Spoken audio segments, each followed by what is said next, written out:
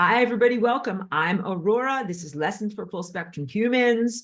It is, I have to look on the calendar, April 3rd, 2024. And the class today, as I pull up my notes so that I say the correct title, it's level 2, lesson 6, and it's called The Sun, DNA, Light, and Interdimensional Ethics. So before I dive into that level of my sharing for today, because this curriculum just lines up with our earthly experiences so well, we're preparing for the experience of going through the solar eclipse on April 8th, which is Monday. So this class is the class that we're having directly preceding the eclipse. So I'll give you my best insight and guidance about what is happening, because this is definitely time tsunami, time to surf the time tsunami, like the big giant waves that are 20 feet tall, or whatever, 20 stories tall.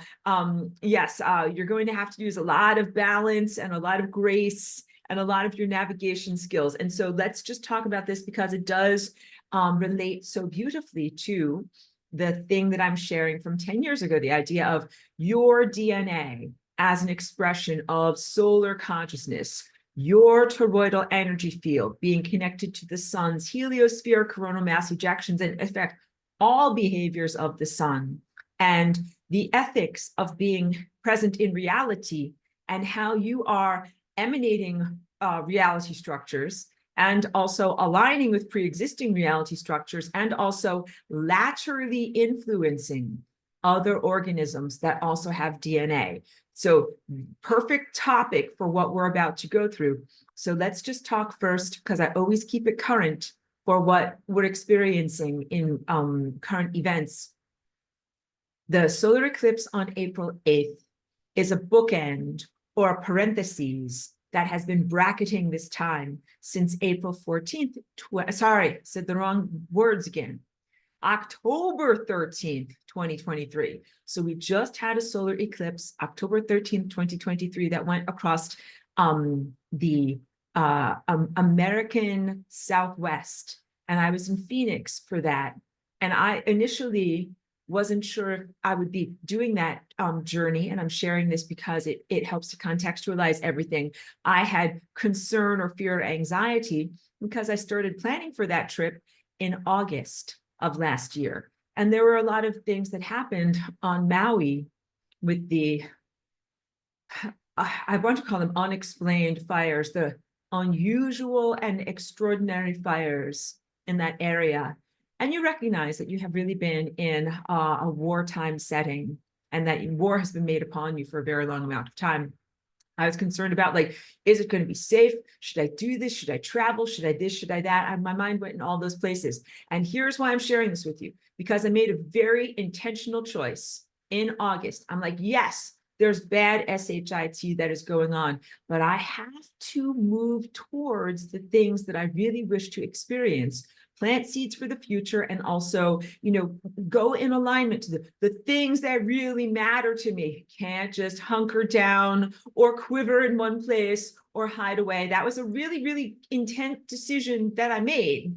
And then when I went to Phoenix in October, I had a wonderful experience.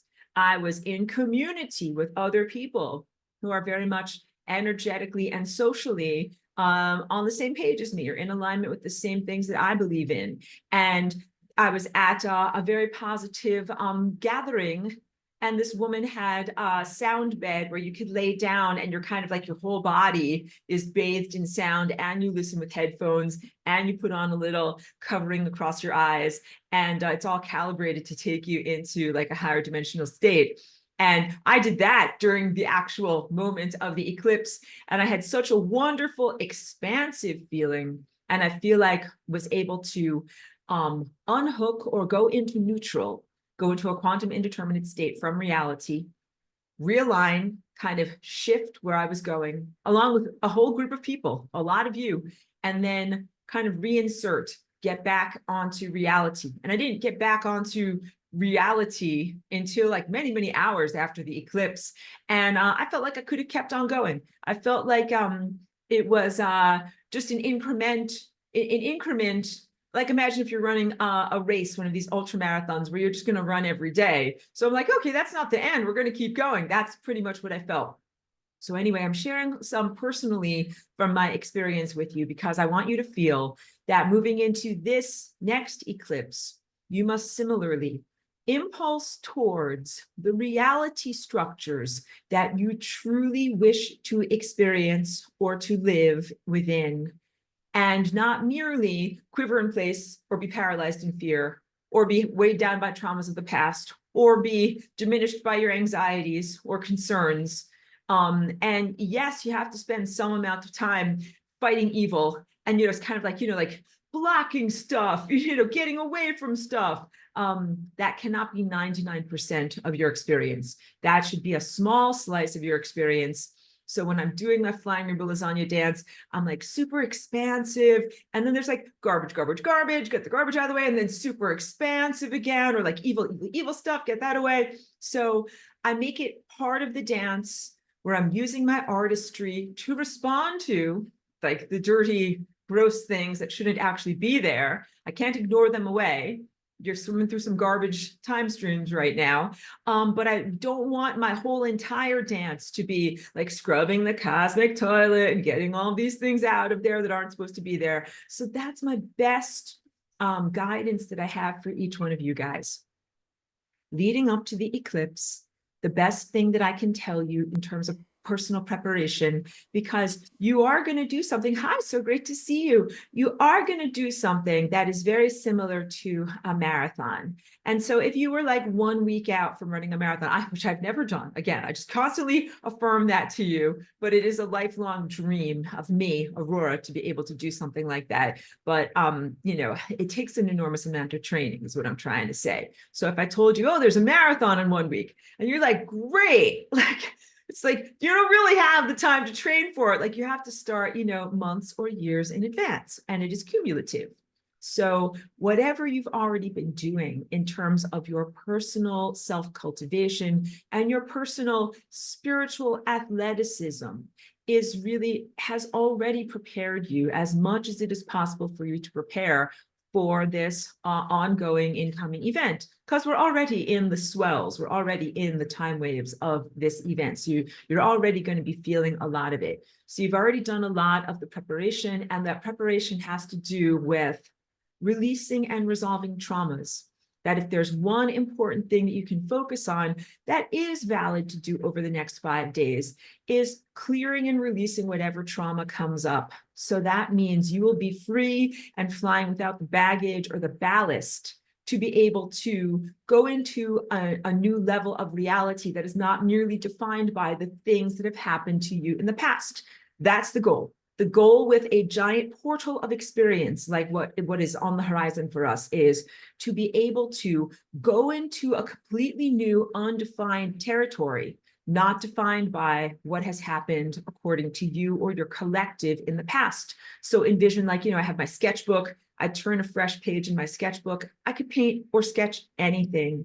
I could do a floral. I could do trees, I could do people, I could do abstraction. It's that freedom. It's that level of freedom. I'm not weighed down by or beholden to the other drawings that I've made in my sketchbook in life. So please embody that as your premise. And whatever's coming up for you over the next several days, there are different techniques that you can use to be able to relinquish trauma and repatriate your energy. I do like recapitulation, rather. That's not original to me. That comes from the teachings of Carlos Castaneda.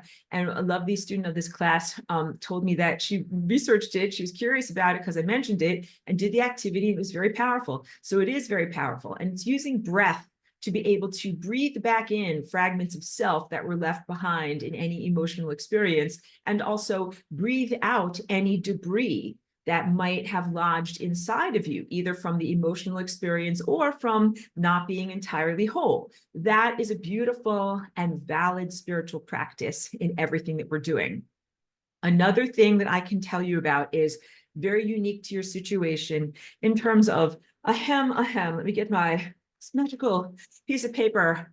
This stuff, which was not around and was not affecting anybody's consciousness at the time of either Carlos Castaneda's writing of his books or the development of various, emotional healing techniques, of ancient sorcerers and shaman from Mexico. They did not have to deal with this stuff that you're presently dealing with. I love that you've got your furry overlord right here in class with us. That is absolutely perfect. And also, everyone, you need to know the ascension experience or planetary transformation experience, and definitely the eclipses. Your dogs and cats are not mere accessories. They are vital to what you're experiencing, because really creating that rapport of love with another creature is what sustains you. You think like, oh, I'm walking on the planet, gravity sustains me, or I'm drinking food and water, that sustains me. No.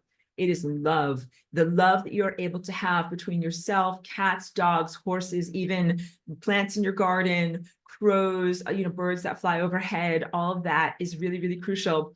No offense to other humans, but there are sometimes ego barriers that make it difficult for people to really make a connection. And again, the ego barriers predate this stuff, but this stuff also can make it a bit difficult to have a real emotional rapport and a real giving. And so that's why people have like one or two special relationships in their lives where they can feel that level of rapport, but you just can't go around like hugging everyone. Although I hug everyone, and that time when we were during the pandemic, not allowed to hug people, was a very, very difficult time for me. Okay, that's all I can say. So love and hugs and snugs are not just merely extracurricular activities. This is what you need to be focusing on, and definitely for the next several days. And their experience, the experience of animals and plants, is as valid and as deeply profound as the articulated experience of an intellectual, analytical human. In fact, they have so much to share with us, not only in terms of the heart connection, but also nonverbal communication and feeling state and pure intuition. So they're amazing creature teachers. So please be extra attentive to your dogs and cats, and spend extra time with them, devote time to them. That's a very, very important connection going through this time, because it will sustain you. It will sustain you when the rest of the world is topsy-turvy and doesn't make sense or is inadequate. Those real heart connections between your pets, I hate to call them that, your loving animals in your life, and your garden, that stuff is going to keep you alive, sane, and healthy. Okay, that's like more important than building any kind of bunker, is building this benevolent force field of love between yourself and other living organisms. So, okay, one of the other things that I wanted to tell you about in terms of the fibers and the things that are inside of people's bodies. This was an insight that came to me because I'm doing a lot of work that is very powerful with a group of what I would say is like astral warriors or psychic warriors, very powerful and positive, good people that are, I'm like very selective, in alignment with my value system. Hi, beautiful to see you. Thank you so much for tuning in. I'm gonna mute you, not because I don't love you, just for the sake of the audio recording. But what we've been doing as a group most recently, sometimes we, fight demons directly and clear energy in that way. But what we've been doing recently is clearing out fragments of people that are, I would consider to be in a soul prison. And here's how I describe this, okay? So right now, and I can even draw it for you, it's just faster if I just use my hands. So if you can imagine, like, here's you in existence, and then here's an electrostatic cage. This is created by the millimeter wave, various different levels of telecommunications devices, various levels of satellites. It's an energy infrastructure that is antithetical to life. It's a force field, and the force field is intended to keep you stuck inside. Like when you have a dog and you don't want them to run away, and you make the invisible fence with like this type of stuff, and they wear a collar, and if they go too close to it, then the collar shocks them. You're inside of a frequency fence. It's an invisible fence. And when there is a moment of trauma, so this is a new and unique situation. People have been traumatized throughout human history, clearly, and then there can be undigested stuff, but eventually you go back and digest that stuff. But right now, what happens is when you have that moment of trauma, there is a frozenness, like a piece of you is frozen in shock or horror that stays in a time stasis field, which is created artificially by this type of electrostatic technology, is the only way I can describe it. It's totally non-natural, and keeps that level of you from healing, from resolving, and from moving onward. And it is part of destabilization tactic for all of space-time, and it is also an exploit, like a way of being able to, this naughty thing that does this, to be empowered in some way, because it is effective to make trauma. Like, it's not that difficult to traumatize people. It's pretty hard to make people happy and calm and peaceful and joyful, right? Like, this is,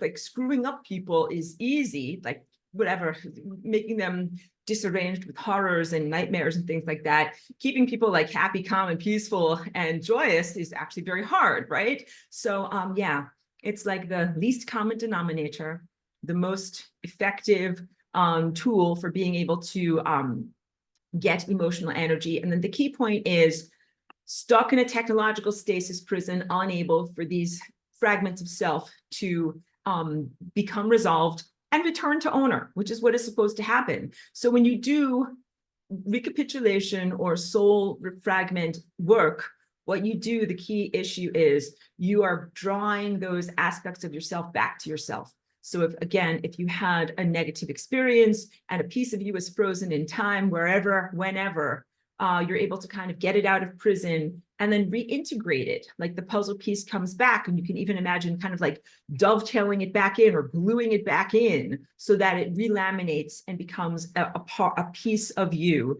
And then there's healing also on all the time that you spend walking around, like, grotesquely malformed or totally off balance because you didn't have all of your pieces together. That is the most effective thing you can do moving up to this eclipse portal, which is very much tied with the ascension experience. So I've been doing work towards that end with this very, very effective group that I'm so pleased to work with.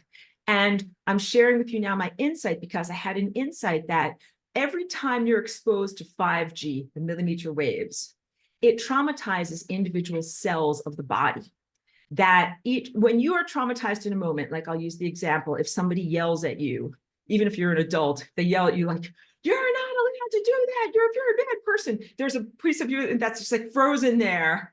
And then you later, like, you recover and you're like, "I am a good person and I do deserve to live." And you kind of get that aspect of yourself back, hopefully fast. Each cell of your body is traumatized every time the 5G millimeter waves hits the cells of the body. It's like being unfairly attacked or yelled at, or someone screaming at you like, you deserve to die or something like that. Cancel and clear that for each one of you. But that's the message that the cells received. And it has become clear to me that there is a copy of you and your cellular somatic presence that is being created in, this is a horrible torture device, in that stasis field. So, like, for example, if 5G assaults the central nervous system, the brain and neurons of your nervous system are traumatized, and there becomes that stuck in stasis version of each cell. And then you would have a brain and eyeballs and a central nervous system in this stasis field. And that's the level of vulnerability that has been created by this stuff, because it's the 5G plus this stuff that is constantly zapping, or has up until this point been zapping and individually traumatizing cells of your body and also organs and systems. So this is part of like the overall negative scheme to be able to upload humans into an augmented reality or a virtual reality, essentially making a copied pain body that is you in this negative otherworldly dimension that then can be accessed by digital architecture, is the only way I can say it. And definitely demonic, digital presences. So it's essential to get that version of yourself out of the electrostatic time prison. And that's the work that I've been doing. And it relates a lot to Flying Rainbow Lasagna, because I told you about this in class, that is not a total negation or dissolution of all boundaries, but a selective bringing together of formerly divergent realms, or you could think of it as opening doors or portals.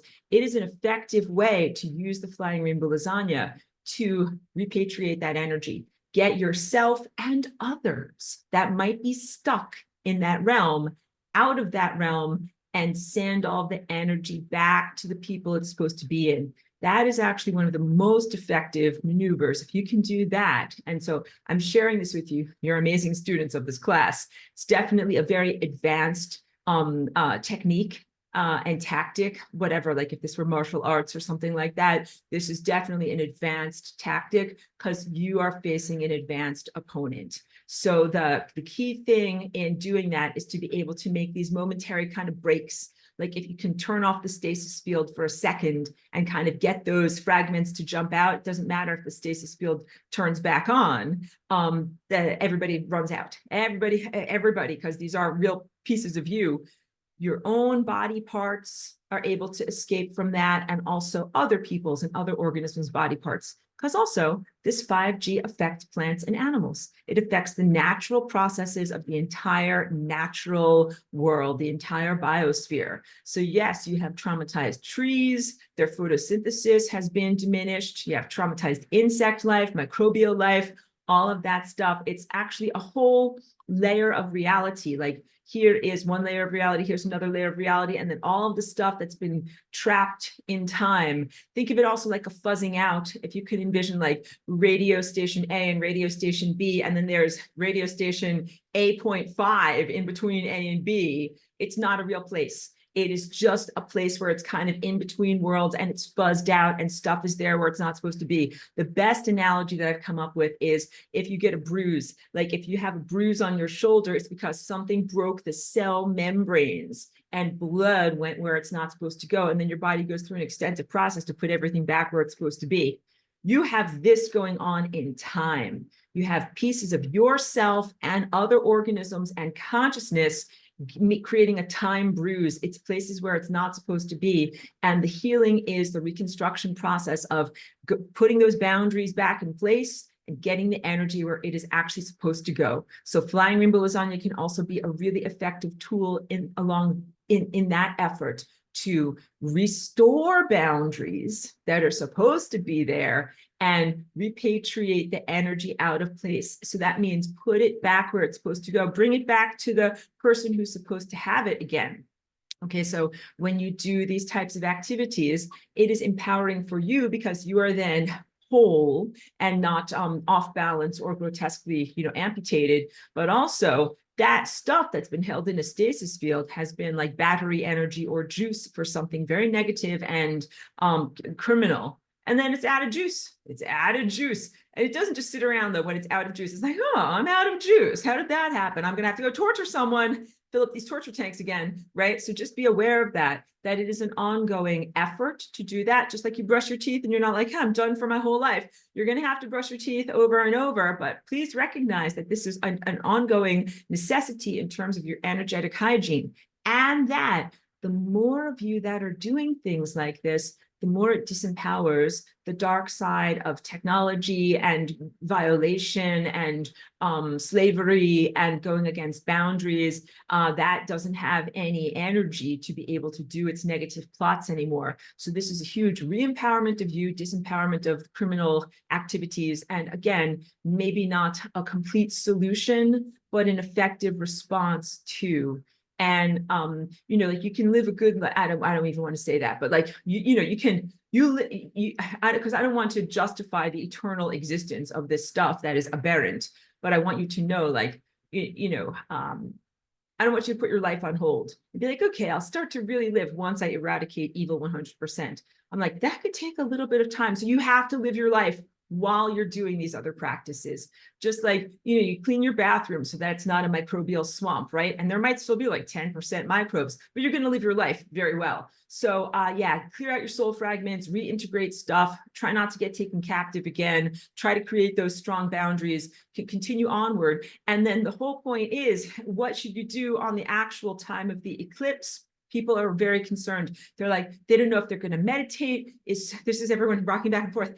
Will CERN do something? Rockets, NASA, rumors, cicadas, all these different things. Okay, so here's what you have to know is that you're moving into a whole new page of your sketchbook where you need to claim empowerment of what you would like to draw and paint that is your personal artistic expression. So you must spend some time in these days leading up to it and during the actual eclipse moment itself in envisioning your ideal life, planting the seeds in the garden of your mind that you wish to experience, and be very, very clear and vivid and explicit in your imaginings and your envisionings.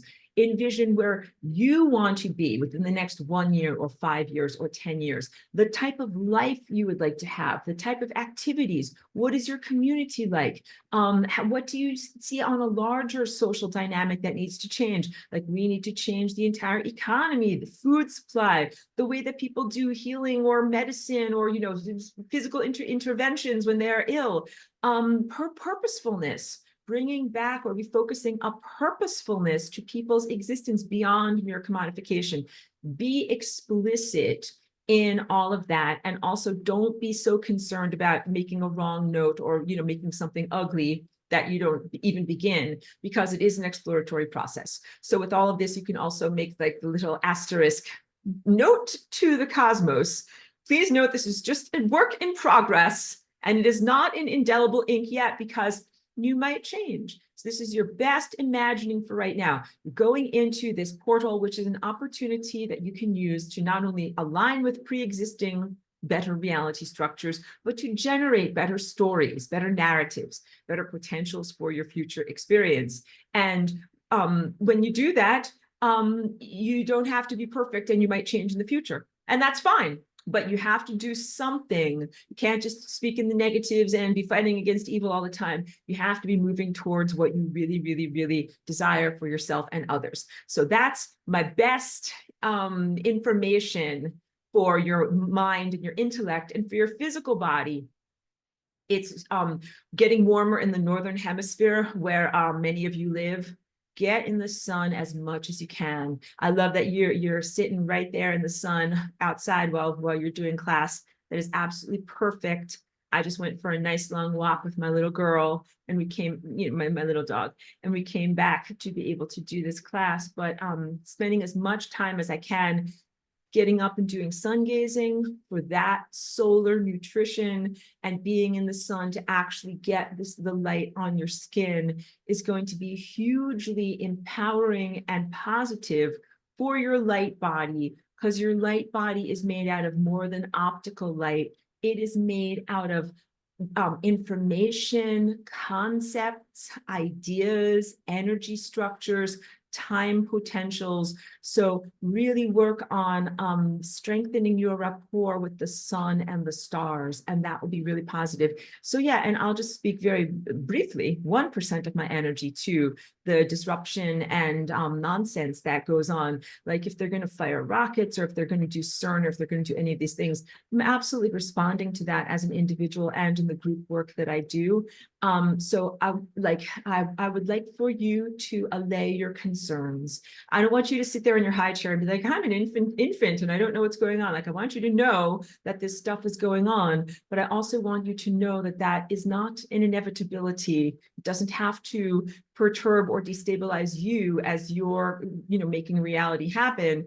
And have a lot of help, support, and assistance in terms of those plans are going to fizzle. And mostly those plans from the dark side, they don't know what the F to do. They are so chicken without a head. They have no more administrative function, pretty much. They are really, really, really at the end of this is like the culmination and the triumph, the concerted victory that we have really been working for a very long amount of time. So dark side is really in that moment of not having any more options. And so what it does is just kitchen sink. That's when you throw the kitchen sink at it.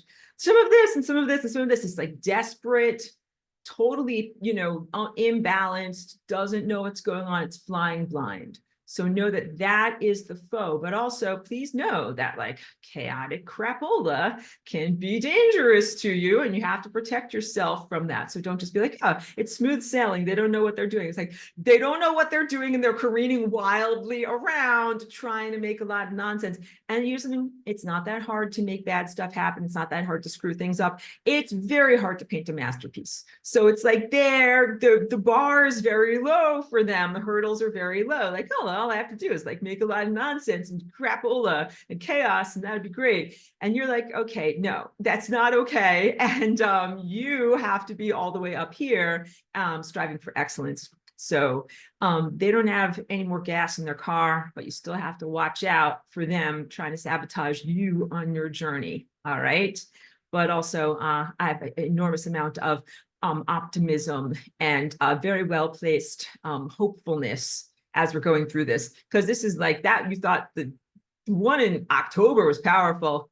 This one's going to be super duper powerful. So it's going to be amazing. So it's my best information for what we're presently going through. Now let me get into, and if you have any questions or comments about that topic before I dive into the curriculum, now is a perfect time to ask me, and I'll just drink a little bit of my electrolyte water. If you guys have any questions or comments regarding the eclipse coming up, and I'll try to respond if people say something, if I put this up on YouTube and they write a comment, I'll try to respond before the eclipse, because I want everyone to be empowered and know what's going on. And if not, if no questions right now, then now you can see why this reverberates so nicely with my topic for today's class, which is about the sun, DNA, light, which is information or organized data, and interdimensional ethics. Because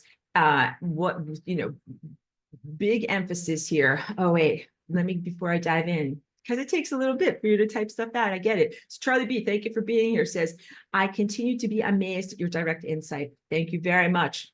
You very clearly describe technical deployments for wireless tissue engineering, and copying that is well known. You got it. You totally understand tissue copying and teleportation systems.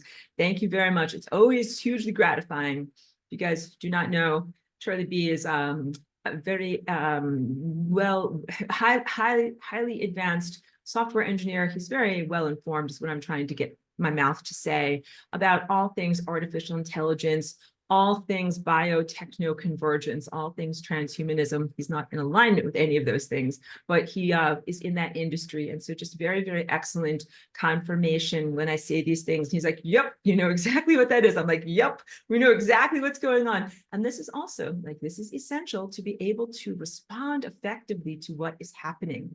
So every time, and this relates to today's class in terms of DNA as an antenna, you're not a single DNA organism. Each one of you, each one of us is connected in a continuum of energy through DNA's interconnectivity, through its interrelationship as a type of antenna sender receiver. So whenever I have an insight and figure something out, the first thing I do, I call it telepathic email blast. I'm like, send it out to everyone else so that you know what I know as soon as I know it. And I send it out much more accurately than my mouth and, the hacked human language can effectively share with you. And that way it's also comes to you when it's relevant. You don't have to wait for Wednesday class. And I do try to describe these things with my words for your intellect and for the formality of being in a video, but I send things out directly through DNA, because some things that I learn about, it's like when you receive an antibody. Like if I face a microbial foe and then I develop the antibody and I'm like, oh, that's how you fight this thing. Send it out to everyone else. And that way you have access to that information. You don't have to reinvent the wheel. You can take what I've already researched and found out and apply it to your own body and your own life. So that's what I'm doing all the time with my tendril of attention. And very unconsensually, I've had to be directly in contact with a lot of this evil stuff, and I've developed a lot of antibodies. That is good. That means you guys don't have to be directly in contact with evil doo-doos and poopolas. And I developed the antibodies, and then I broadcast it all out via DNA connection. And Golden Hawk says, I deeply appreciate that, Aurora. You're so very welcome. Thank you. And thank you for those who receive the broadcasts from me or the sharings from me, because that, it really, I'm doing my job and I'm very, very pleased that it makes it all worthwhile. Like, people are very receptive to this, and I'm so pleased to do it. So that relates to today's lesson. Your DNA is an antenna. So your DNA is much more than what or the way. Human Earth surface objective materialist science describes it. And not just a hapless critic or whatever, a flighty new age flake that's like, oh, that's science nonsense. No, science was and is an effective worldview for the 20th century and early 21st century. But now you are moving into a different level of reality where objective materialism is simply not an adequate worldview to perceive accurately what is going on and to respond to what is going on, because you're moving into a world where it's no longer this delineation between spirit and matter, the way that it is recognized in some of the foundation equations of science up until this point. E equals mc squared. You've got energy on one side and mass on the other, and the two are in a constant dualistic opposition. That was from the early 1900s. Now you're in 2024, and human consciousness and your relationship to reality and to matter has evolved to where now you can conceive of the melding or interrelationship of spirit and matter, or energy or ephemera and matter, in a way that you see a continuum. Instead of a bifurcation, you see a seamless integration of these two worlds. And that is the precursor or beginning posture for being able to do ascension. And when you do ascension, what you're doing essentially is externalizing your inner realm. That's what I talked about in class last week. The inner and the outer. What do we define as inner, and what are the significances of bringing it into your quote unquote outer world, and why would you want to do this? So this is the next stage of your evolution as an individual, as a soul, as a human dynamic, as a planetary dynamic. Because coming out of materialism means like, we only have this many potatoes. You'll pay me this much money for this many potatoes. But when you are in a world of spirit matter, which we're calling smatter, matter that responds directly to the mind, matter that is manifested consciously from activities of the mind, then you essentially have an unlimited number of potatoes, because your potatoes are created with your mind and generated and sustained by your consciousness activities. But you have to cleanse yourself or purge yourself of the previous milieu tendencies, materialism and commodification that doesn't apply to the world of infinite potatoes or whatever else you want to make with your mind. So in the old world, you're like, okay, they invented plastic. You're aware of this substance. And then some countries and diminished economies were like, okay, we've got this plastic stuff. Let's see how many like cheap, junky things we can make out of plastic and then sell them for $1. Like, I'll make it for 3 cents and I'll sell it for $1 and I'll make 97 cents. And that way, it's not like saying, let me determine if there's a need. Like, how many, plastic items does a person need? And then I will make it for you. And that way you will, have this effective tool. That's not what it makes. It makes a lot of nonsense, a lot of undesired stuff, just generating a lot of stuff because you can. And because in the world that you're coming out of, stuff is equivalent to money because you can commodify it. So even if I make something that costs $1, you sell 1 million of them at the dollar store, and then you're like, now I have $1 million because I made 1 million things and I sold each one of them for $1. And if you take that mentality into the world of spirit matter, or being able to generate matter directly, or even the concept of free energy, which is not free, but let's say unlimited energy that humanity has been questing for and even lusting after for a long amount of time. If I'm like, here's, wait, here's free energy. And if you gave it to some people, they'd be like, great, now I'm going to make 10 billion buckets of cheap plastic crap. And then I'll sell everyone for $1, and then I'll have $10 billion. Like, you can't do that. That's not the right thing to do. It is disrespectful of matter itself.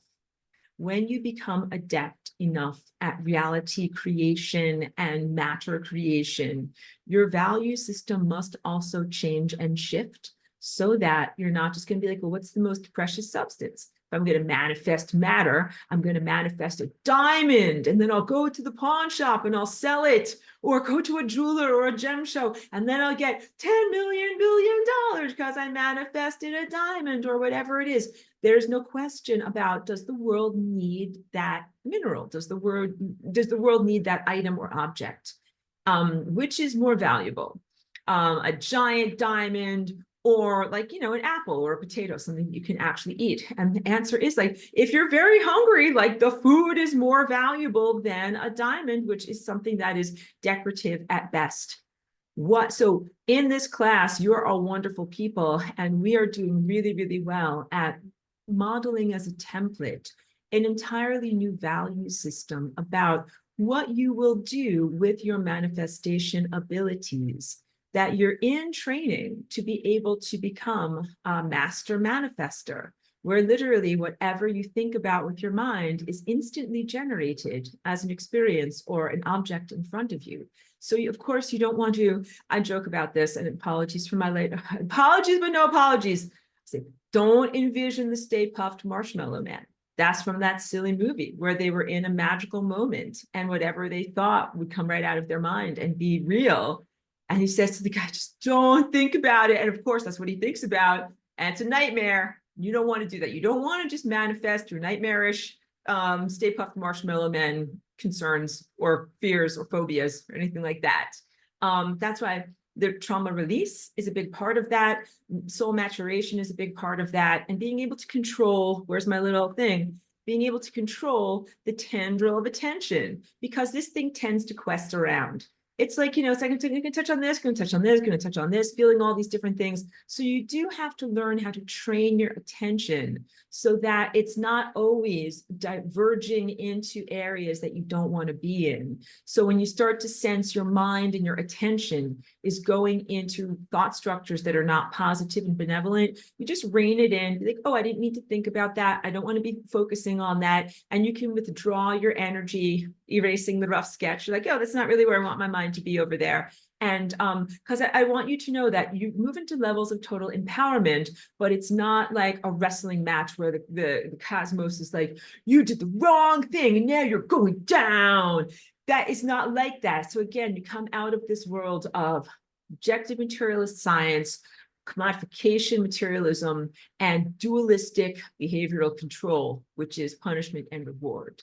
And you have a fear, not you, but it is natural to have a fear coming out of there. It's like, what if I do the wrong thing? Then I'll get the punishment, and being afraid to have a natural posture. When you are healed and when you are in your holistic wholeness, you walk in a different way so that you're not constantly cringing and being afraid, like, oh, am I going to get punished for this? Am I going to get punished for this? Literally, your spine elongates, your shoulders go back and down, your chest comes forward, and you're like, I am allowed to do stuff.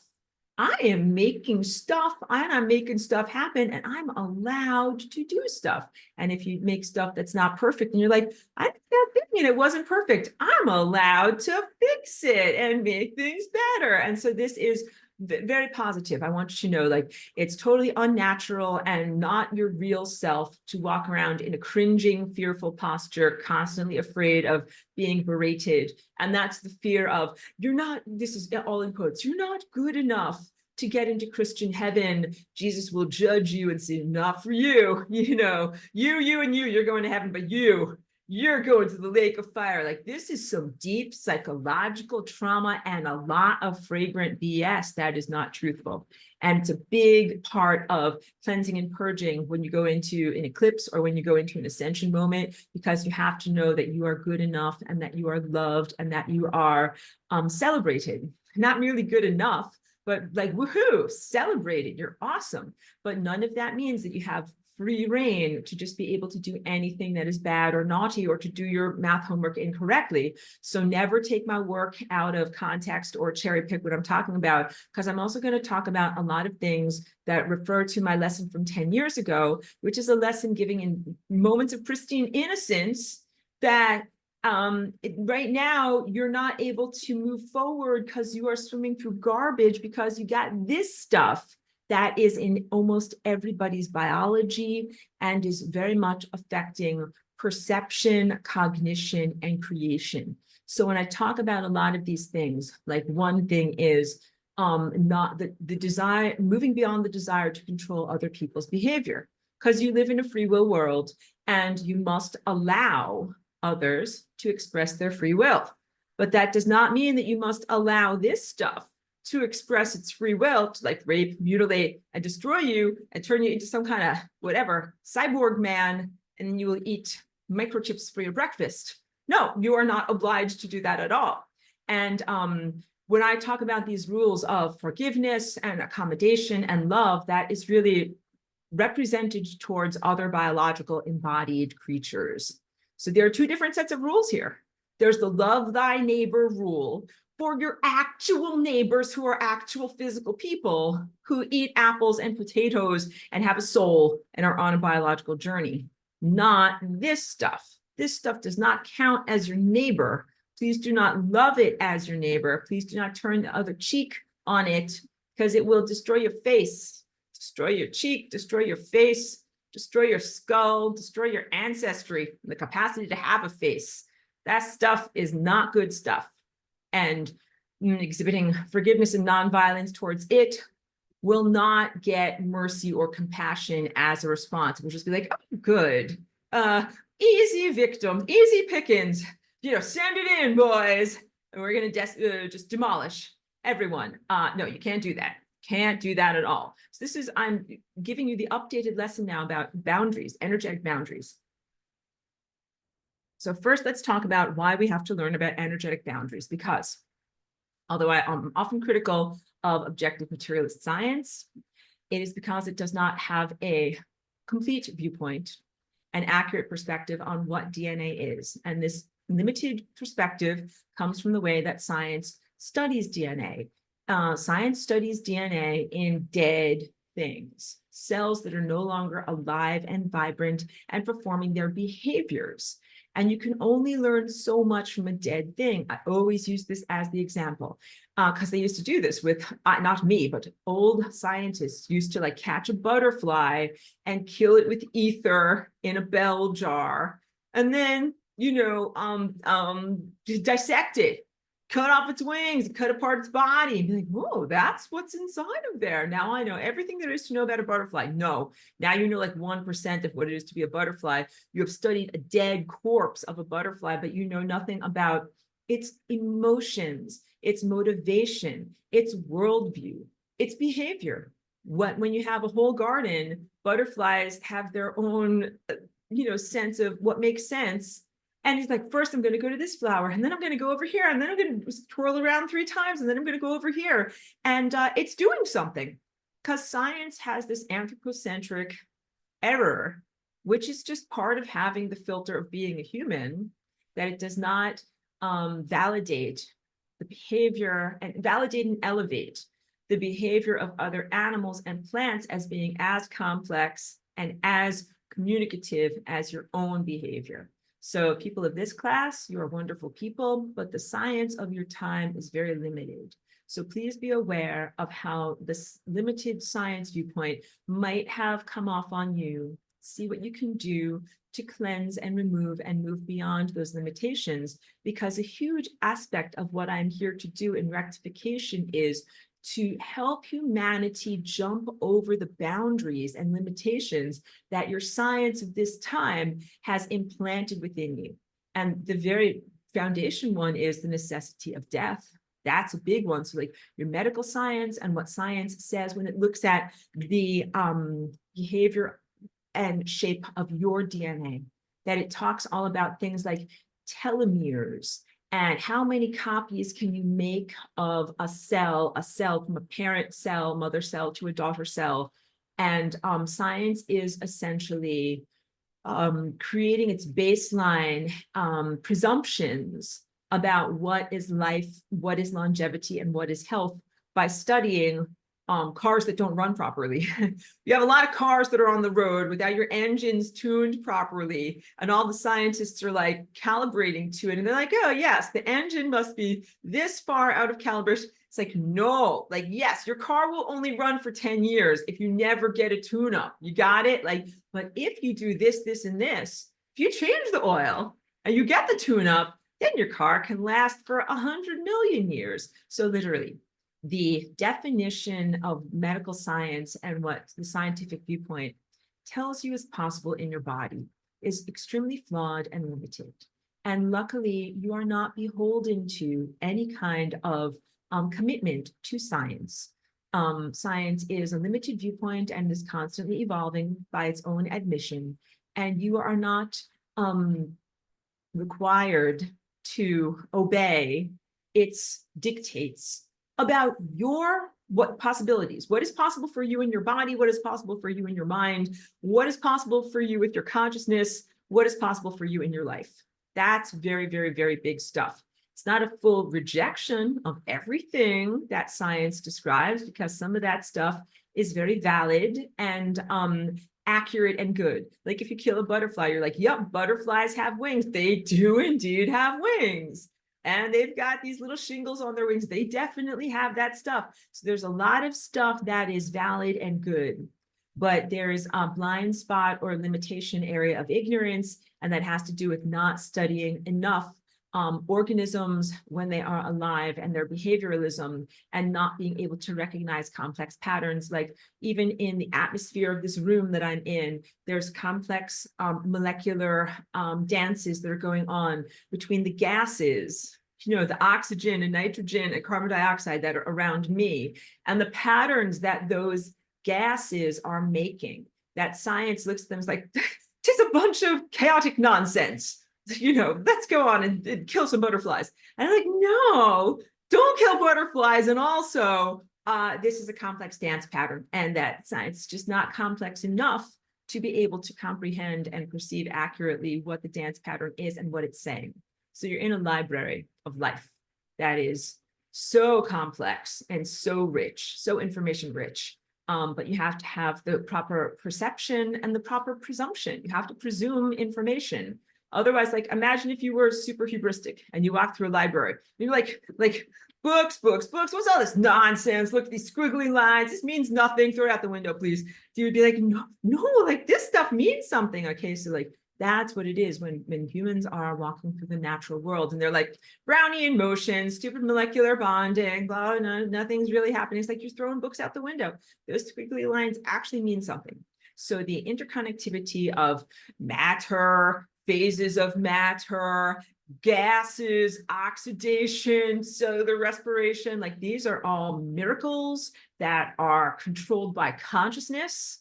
This is part of when you are going into ascension and you're like, wow, I can manifest matter.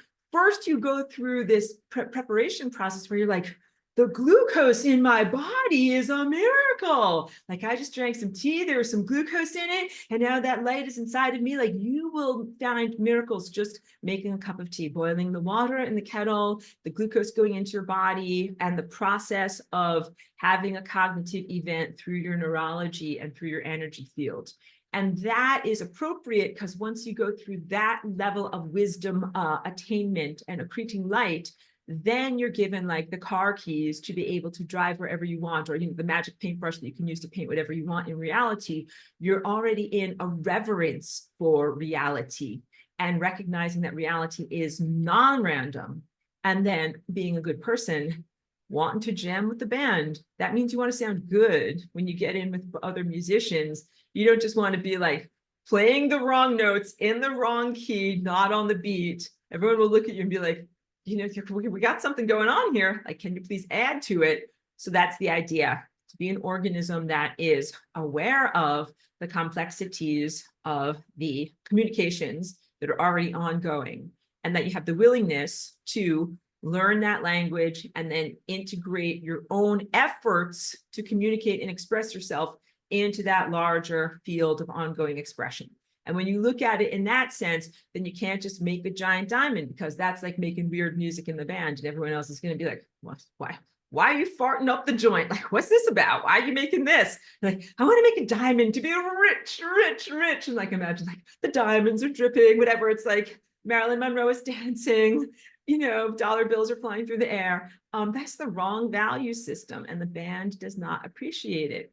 So if the concept of this were introduced prematurely into the unhealed, immature minds of the time, then people would be like, okay, great, I can have an enormous amount of energy, as much unlimited energy as I want, and I can make matter, and I can make anything happen. I'm going to make diamonds, I'm going to sell them, I'm going to sit on my golden toilet seat throne, and like all of that is reality distortion and does not contribute to reality. So in many ways, these inner capacities will be explored, and you will have greater empowerment as you earn it from the evidences of your maturation and growth. Like, you really do have to exemplify or prove or demonstrate that you are worthy of these levels of responsibility, because I mentioned like cheap, junky plastic stuff. Plastic is something that could have been used very differently. In the same way, now you're learning about 3D printing. So in 3D printing, if, for example, you have a very strange, unusual shape that you're like, I think you need to make some of these, you can 3D print them. And that's very, very great. But it's just like, do you have to make 10,000 of them? Do you have to make 10,000 of them to the level of like microplastics that they fill up your waterways and destroy fish? Like, no, you don't need to do that at all. That would be considered very, very bad. So commodification versus self-control. And then we'll also talk about weaponization, because if you get free energy, right now, your world is on a quest for free or cheap energy. And if some people got free energy or an abundant, inexpensive source of energy, they'd be like, woohoo, now I can use it to oppress others. Now I am socially supreme. Now I'm economically supreme. Maybe I can even make some kind of an infinite weapon, infinite death ray. I have an infinite amount of energy. I'm going to make an infinite death ray. Like, call you back, guys. I'm being facetious. I would never make an infinite death ray, but some very diseased and limited organisms or thought forms would do something like that. And they are coming from a very unhealed place. That is kind of like the adversarial dark forest approach to meeting other organisms. Dark forest, just very, very briefly, because if you're not watching it, you should. It's good stuff. It's a science fiction series that's on Netflix right now called The Three-Body Problem. I read those books. I don't read a lot, but I read those several years ago by a Chinese author that is about a planetary invasion from the world here is invaded by a group of just totally otherworldly beings that are totally not, they're biologically divergent from you and have a completely different value system, and the way what they did and why they did it, and their sophons when they come to this planet remind me a great deal of this stuff that has come to your planet. So effective allegories for me. I love science fiction allegories for me to be able to talk with you about this, but you must have greater levels of maturity to be able to navigate effectively interactivity with other life forms. And the dark forest proposal is really from the most dystopian, negative viewpoint you can possibly presume. The idea that when a galactic civilization gets to a certain point, it turns out the lights and pretends not to be home because everybody out there is a psychopath, and that the most sane thing you can do is just negate your existence, erase all footprints, and try to exist in a way that no one else is going to know you're there. So dark forest, as opposed to forest where you openly light a campfire and other things can see and know that you're there, right? But the dark forest proposal or hypothesis. Oh no, I'm just going to mute you. No offense, just for the sake of the recording. Dark forest hypothesis comes from the unhealed viewpoint of, if I gave you an infinite amount of super cheap energy, you'd be like, great, now I can use this to harm others, right? If you are that psychopathic, then you are not prepared for the debutante ball, which I talked about last week, where you learn lessons of politeness, positive value system, and all the dance steps that you need to be able to integrate effectively with galactic society. And when you integrate with galactic society, you're not like, oh, goody, like, now I can suppress all of you. You're like, now I can F all of you. That is not being a polite lady. And no, you have to try harder. Like, put that book on your head and try to do it again, because you did not walk effectively. Keep your posture up. Stop trying to oppress others. This is Miss Aurora's school for polite young ladies. The first rule is, you do not conquer other civilizations. This is very rude. You're not allowed to do that, all right? You're not allowed to build death rays, destroy everyone else. This is not polite. Hope that you're laughing. Thank you very much. I have a bizarre sense of humor. So anyway, dark forest hypothesis does fit with a lot of objective materialist science, and it is bolstered by Darwinism and the presumptions that came out of the worldview of the late 1800s in Great Britain. I'm going far afield, but let me just go on this diatribe here. Okay, so like Great Britain is an island or a group of islands. There's not a lot of land. There's not a lot of resources. All of the people there, as a result, are in competition with each other for land and resources. And the mindset of the people of that time place were like, there's not enough. There's not enough. And so only there's a social caste and a hierarchy system, and only a very, very thin stratum of beings at the top will have enough. And everyone else will live like a low peasantry existence of very, very low quality of experience. And there will be many, many wars. All right. So that's Darwin came out of that world.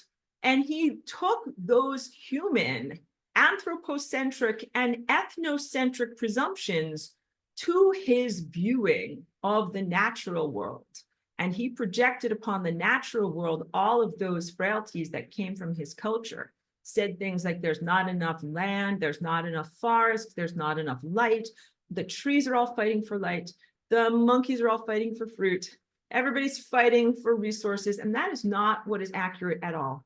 But you have to get into the levels of telepathic connection with other organisms to be able to really sense how they are not in constant, just brutal,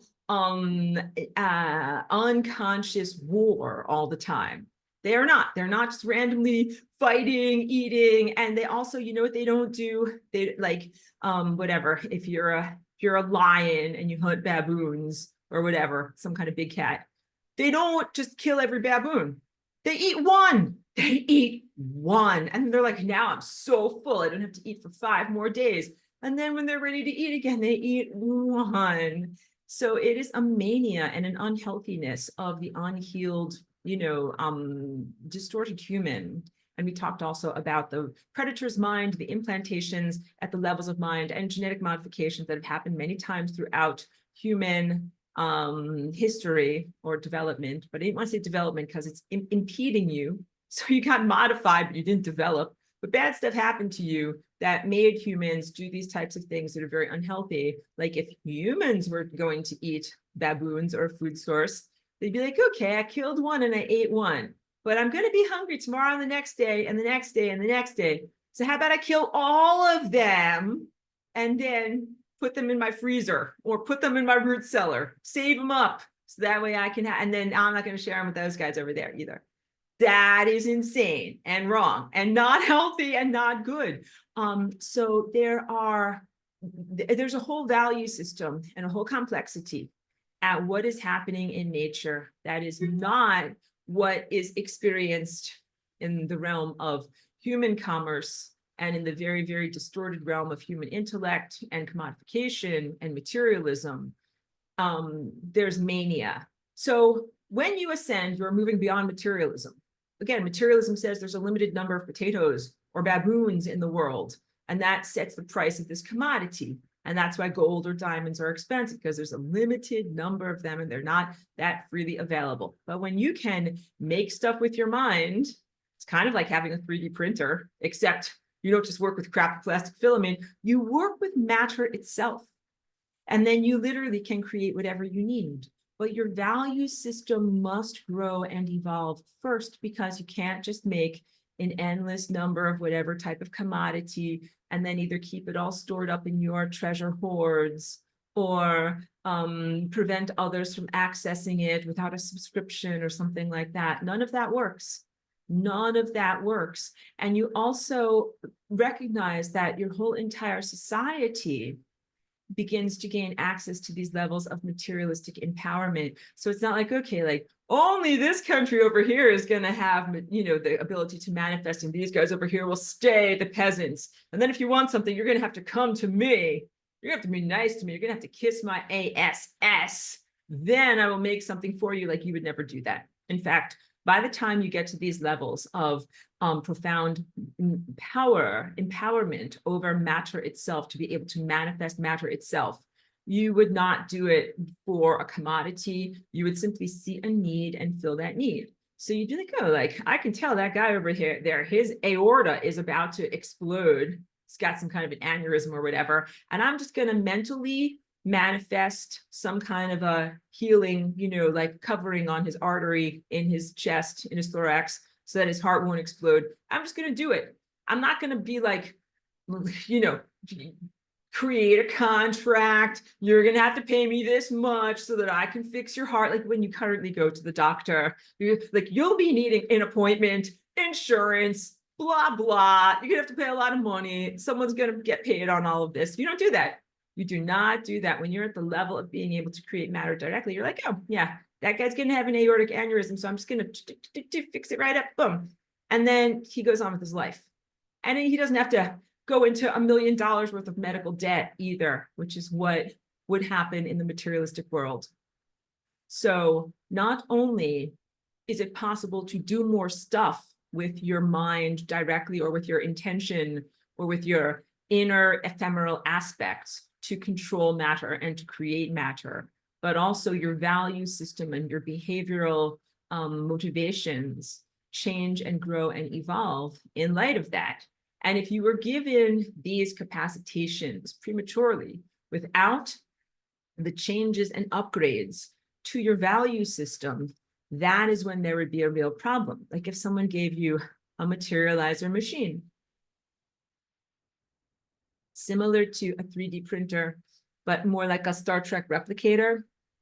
Anytime you're giving someone a machine, it's like, well, because you haven't figured out how to do that with your own body parts yet, and you haven't figured out how to do it with your body yet, it means you probably don't have the wisdom to do it effectively. So if you have cold fusion and your endless amount of energy plus replicators equals make a lot of crap.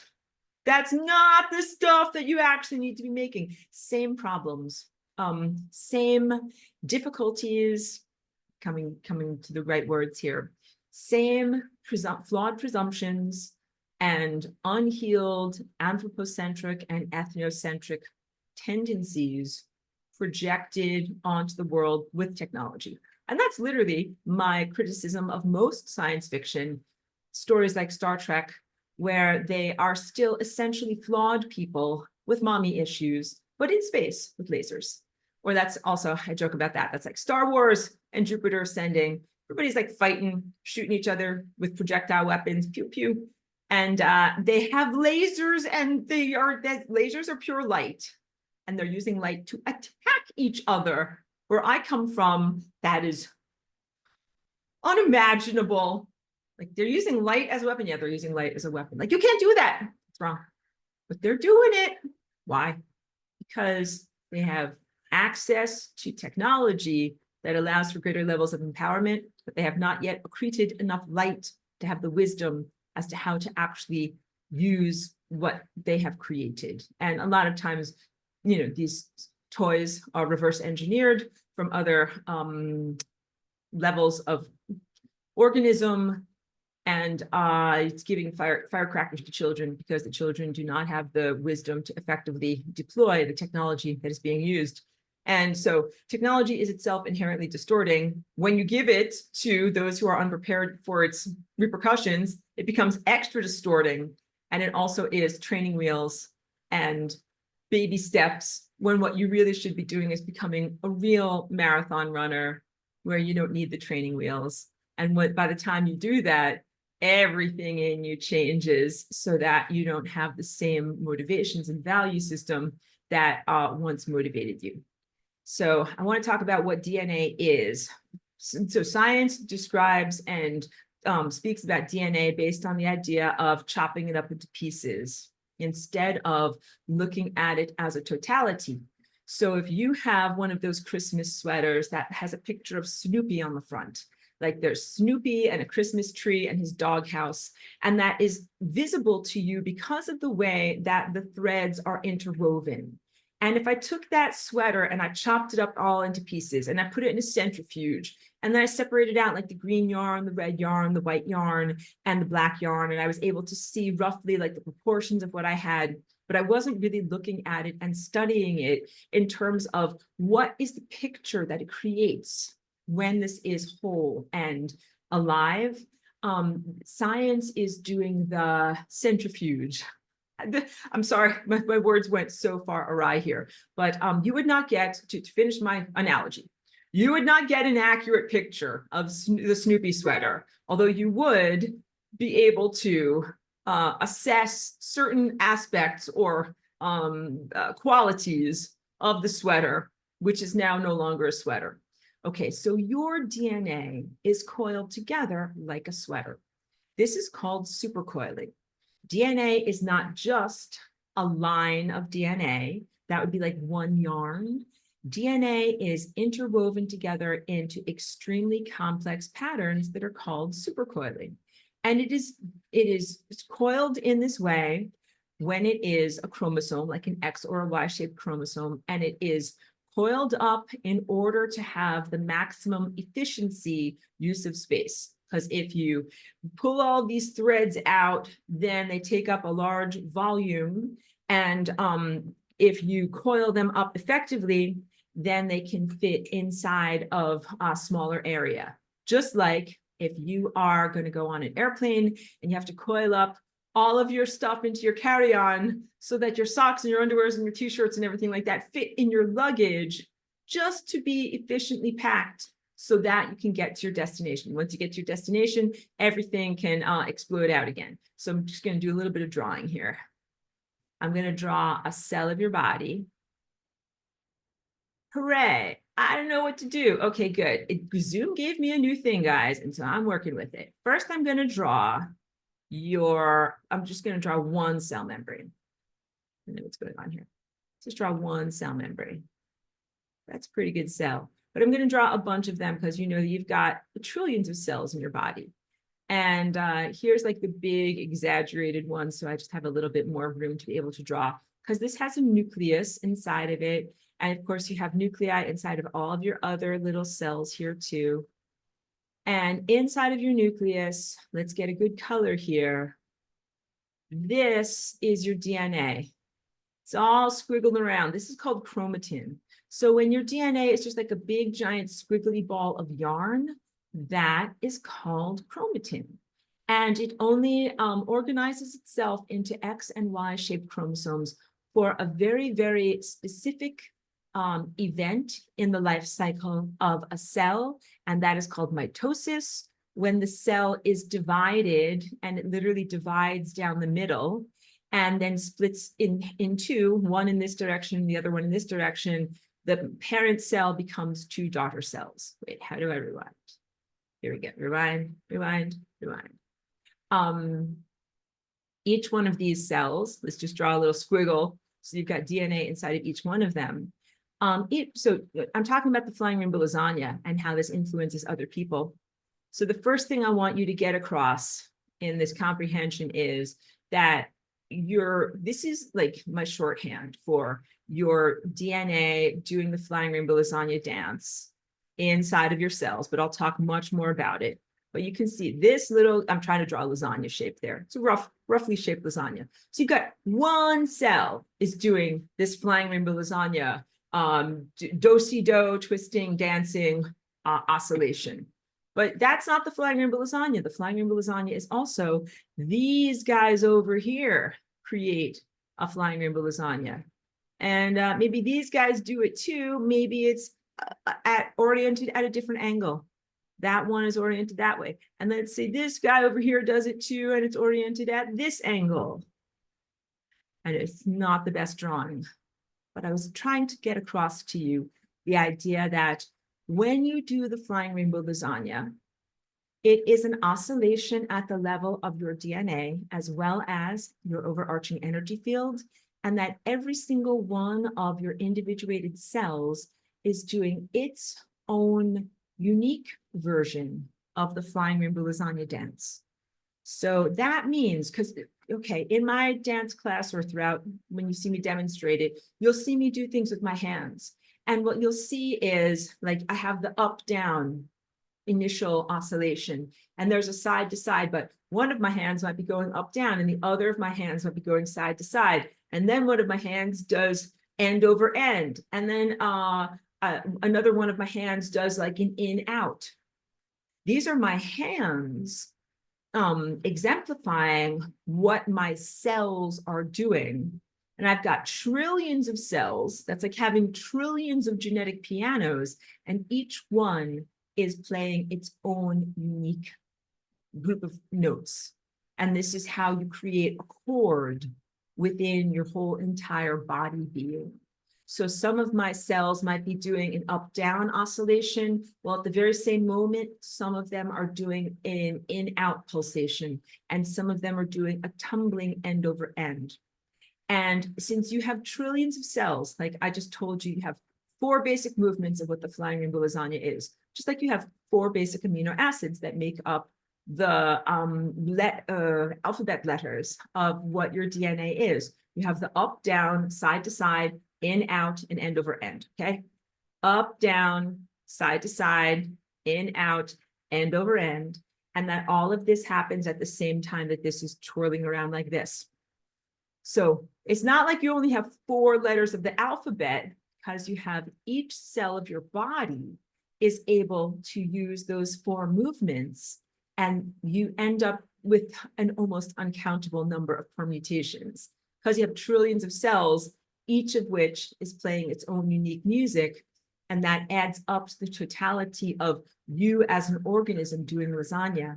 So you end up having a very, very rich and complex number of variations that you can make with just those 4 movements, because you have so many cells that are doing their own unique dance and oscillation. Okay, so big takeaways.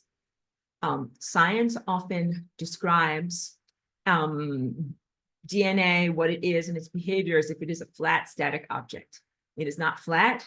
It is a polygon. It has interesting shapes, and it is constantly in movement. And so why is it in movement? Because when DNA is supercoiled or packed up into its most space-efficient container, it is a huge amount of potential energy. It's like a spring that has been coiled up, and it's so tightly coiled up that the RNA messengers have difficulty being able to read between the pages of the book. So your RNA, what is the difference between DNA and RNA? Okay, DNA is the read-only memory. It is the established truth and information of your body, like a library. And RNA is like the Xerox copier, the photocopier that makes reproductions of the initial texts and takes them out of the nuclei and brings them to different like protein making factories in your body. They're blueprints that it doesn't matter if you get like fingerprint smears or crumbs from your lunch, or you put a coffee cup on it and it makes that ring on it. It doesn't matter, because it's just an everyday workaday copy. So RNA reads DNA, and it reads DNA in a couple of different ways. One is when DNA is coiled up and it makes this kind of spring-like shape. If the springs are very close together, then the RNA messenger cannot read it effectively, because some RNA kind of runs on a track almost like a little roller coaster, and it reads the bumps like Braille on the outside of the track. And if the pages are stuck together, it's like, I can't even get in here to be able to see and feel what are these pages saying. So that's one way that RNA reads DNA. And then at a different layer of supercoiling, DNA is just like a line, and it becomes unzipped, exactly like a zipper on your hoodie. And RNA is then able to go, if these are the teeth of one side of the zipper, RNA is able to go along there and feel those bumps of the different shapes of the amino acid and calculate what is the complement. So, you know, if you've always got A, G, T, and C, I forgot which ones go together.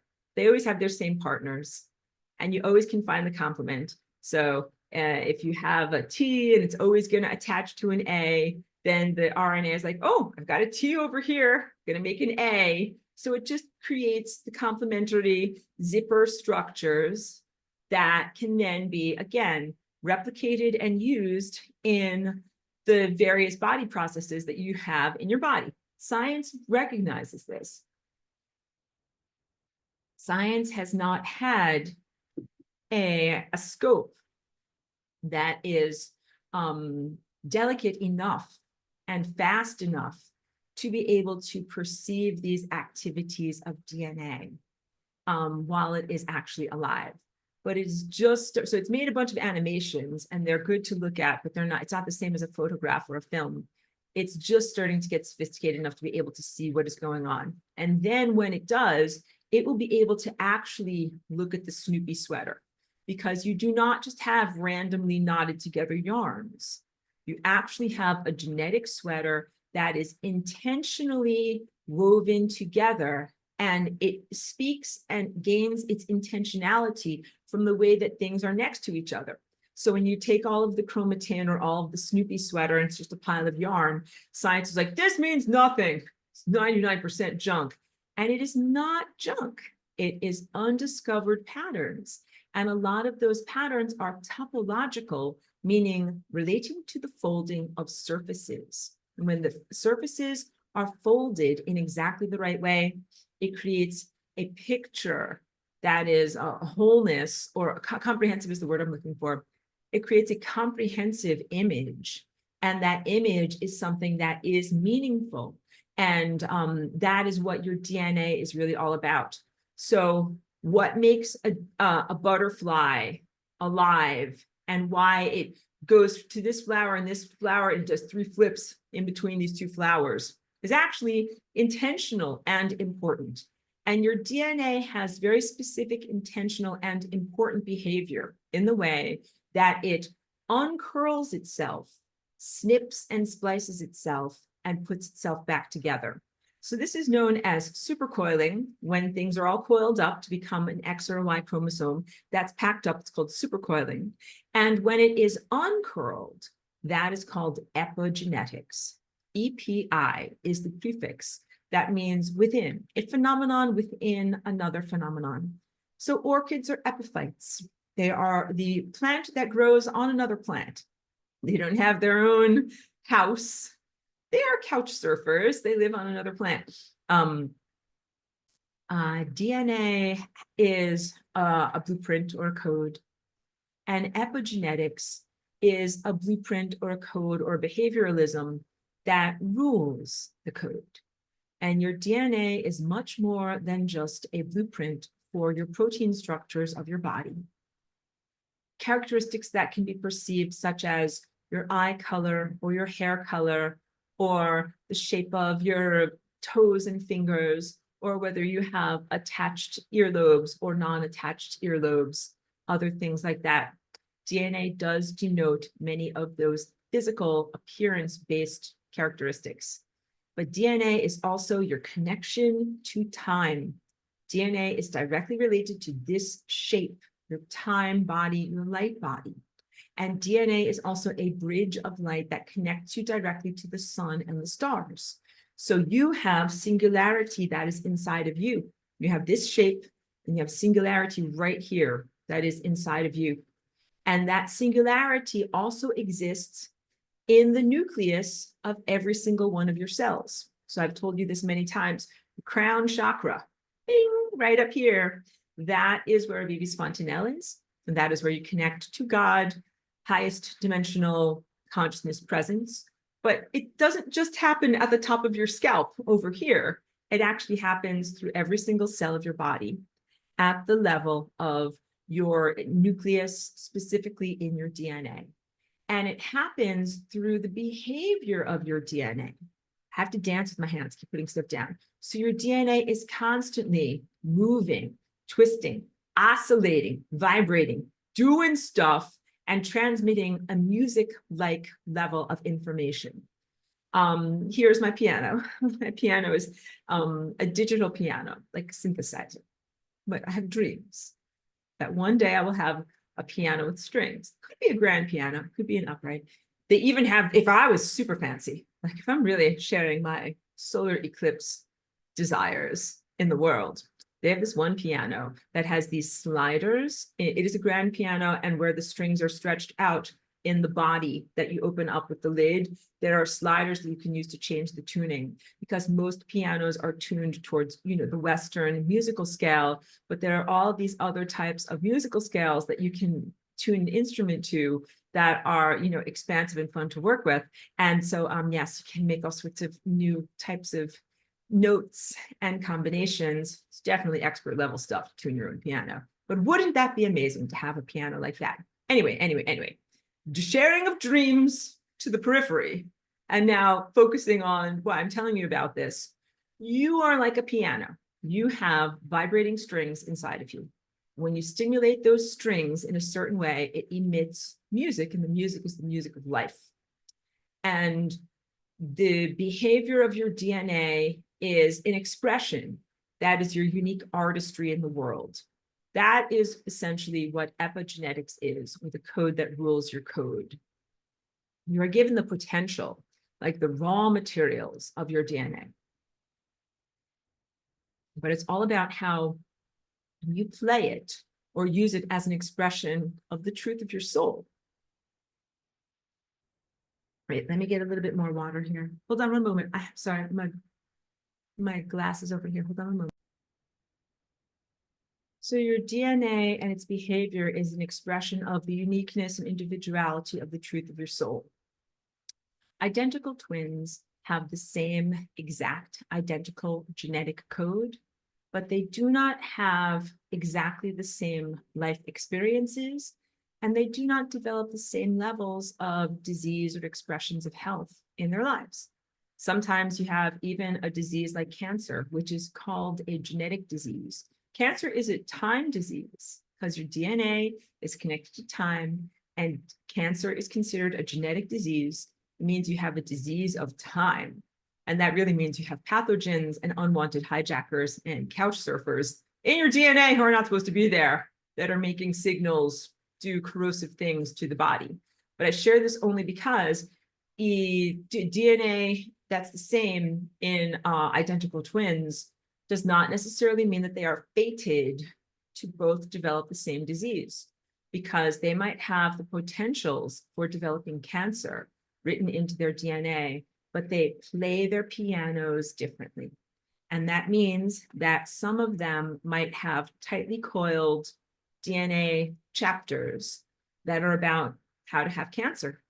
And the RNA messengers literally cannot get into those chapters to read how to create cancerous tumors, and those tumors are not expressed, as opposed to maybe one identical twin begins to think in this way, think, quote unquote, or just to think that they're very like disempowered, that death is inevitable, that there's nothing that they can do about their life is not worth living. And when that happens, like, oh, look at that, like the chapters on how to become cancerous tumors starts to open up. And then the RNA messenger is like, oh yes, and as I've heard that these diseases are inevitable and that there's something that has to be expressed, I will express it for you now. So saying in a very lighthearted way, talking about a very, very devastating disease, identical twins do not develop identical diseases. And that is because they do not share identical belief systems and feeling states. And DNA responds to both your belief system and your feeling state. So I will validate some of the work of, accredited scientific researchers and scientific doctors in your world right now who are just coming to that level of teaching. Like there's Dr. Joe Dispenza, and also, sorry if I mispronounced his name. Now I'm drawing a blank on this guy because I always talk about him, Dr. Bruce Lipton. So these guys, whatever, they're definitely from a different, an older genre of scientific research, but they, again, helped humans to level up a little bit by moving beyond the sense of genetic fatalism. Does not mean you have fatal diseases. It's the presumption that you are fated to express what is potential, what is held as a potential in your DNA.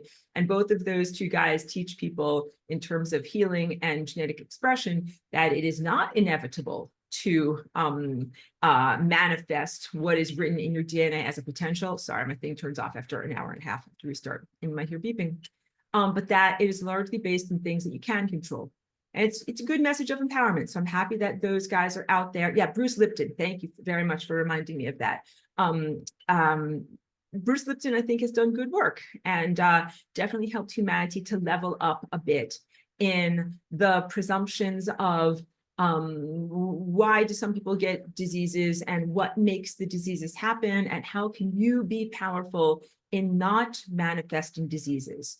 And the real answer to all of those things is or are that your feeling state largely is what determines methylation. Methylation is when your DNA starts to do supercoiling and everything is getting all twisted up and woven together. Methylation is the protein structure, the histone, that the thread of your DNA is starting to be wound around kind of like a spool.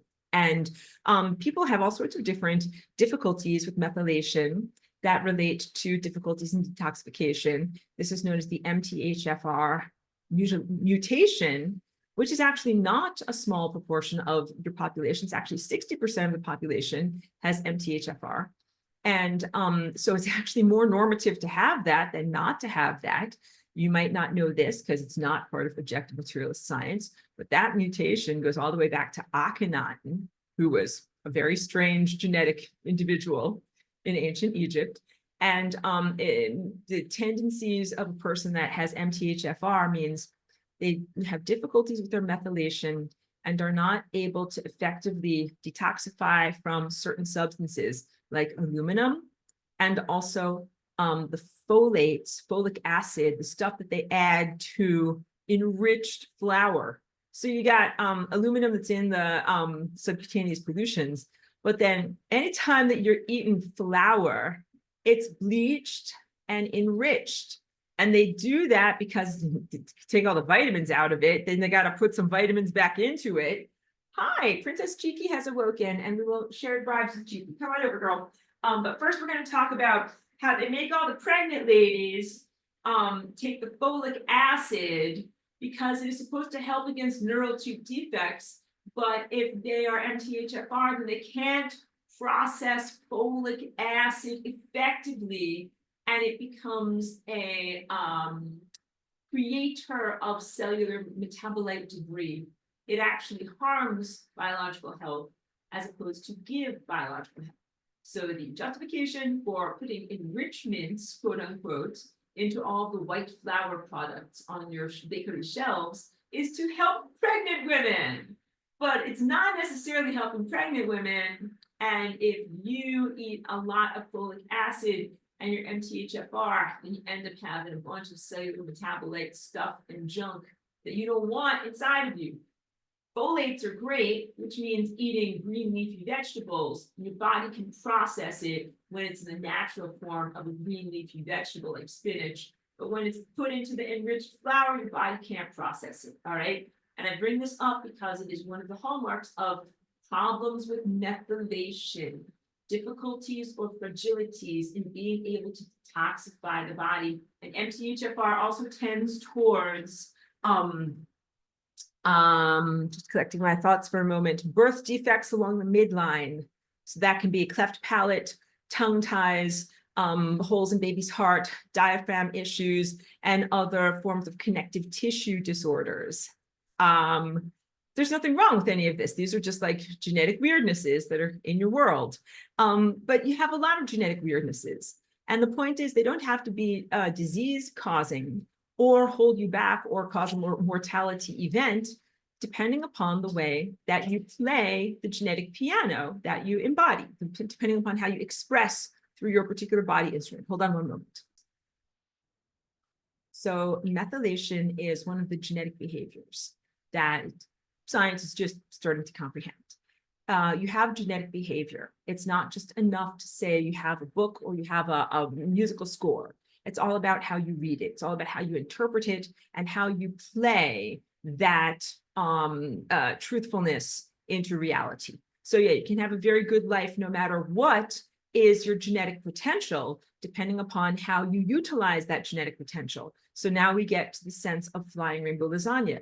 This is a tool that you can use to rearrange your DNA. So your DNA is like the Snoopy sweater. The picture on the sweater is described by what yarn is next to what other yarn, like the contrast of red versus white. And then you can see Snoopy is there, or like his black nose or something like that, right? In your DNA, a huge portion of the information that is being portrayed has to do with what is next to what. Like if you have this coiled up aspect next to this coiled up aspect, it means something particular. But what if you bend and fold the fabric of DNA? And then this ends up being next to a completely different thing. Here, I'll hold up this to represent that. Now it's next to a completely different configuration. Now your sweater begins to look different. So every single one of you, every single one of us here in these bodies, and this is why I'm in a body, and I'll talk about my journey here as Flying Rainbow Lasagna a lot. It's part of part 2. Check out the whiteboards. They're really worth it. You will never waste your time. They are like jam-packed. And you can put them on while you're doing a workout or something like that. It's like half an hour and it will really like soak into your brain.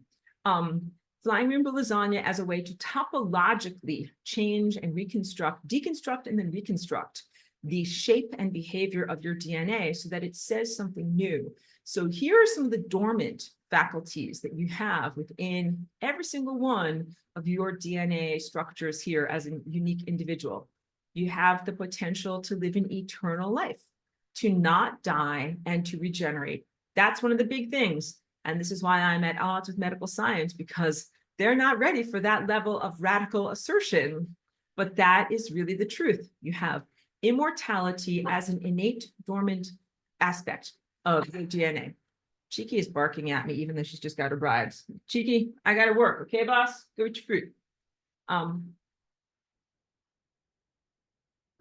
The tendency to be able to avoid the membrane of death and to regenerate is very, very big. And also, it doesn't take place in a contextless vacuum, just like anything, any aspect of health and healing and vitality. Like you might need to have, like, for example, unfettered access to positive levels of sunlight. If you're able to be in the sun, your DNA literally behaves differently and in a more positive way than if you never get sunlight, or if you only get this diminished level of sunlight that we are being exposed to due to various stuff that's in your atmosphere and also stuff that might be implanted within your actual body. Let's hold up my sign. Both of those two things, atmospheric and in the body, block out the natural solar connection. So I can hear your thoughts already. You're like, Aurora, like I'm biting my nails. You're blocking out my natural solar connection. What am I going to do? What am I going to do? The answer is you flying rainbow lasagna. You flying rainbow lasagna up and over any obstacles. Do you guys remember our class from last week? I talked about the little ant. The little ant that is stuck to the surface of time. Here is the surface of time. It's like a leaf. And here's the little ant over here. Here's breakfast, and it has to crawl across, and here it goes to lunch, has to crawl across, and here it goes to dinner. But with flying rainbow lasagna, that little ant is able to bend and fold the fabric of time, making it a higher dimensional shape and bringing dinner time to breakfast. And dinner time can be 10,000 years in the future, and it folds over and reaches and touches this moment now. And this is effective because what if you have a blockade at lunch? What if this is the lunch blockade that says you're not allowed to connect effectively to the sun and the stars? No solar energy for you. Like the show, the soup guy. This is no soup for you. No solar energy for you. You have no solar energy, you can't do a lot of these things that have to do with your light body because you need light.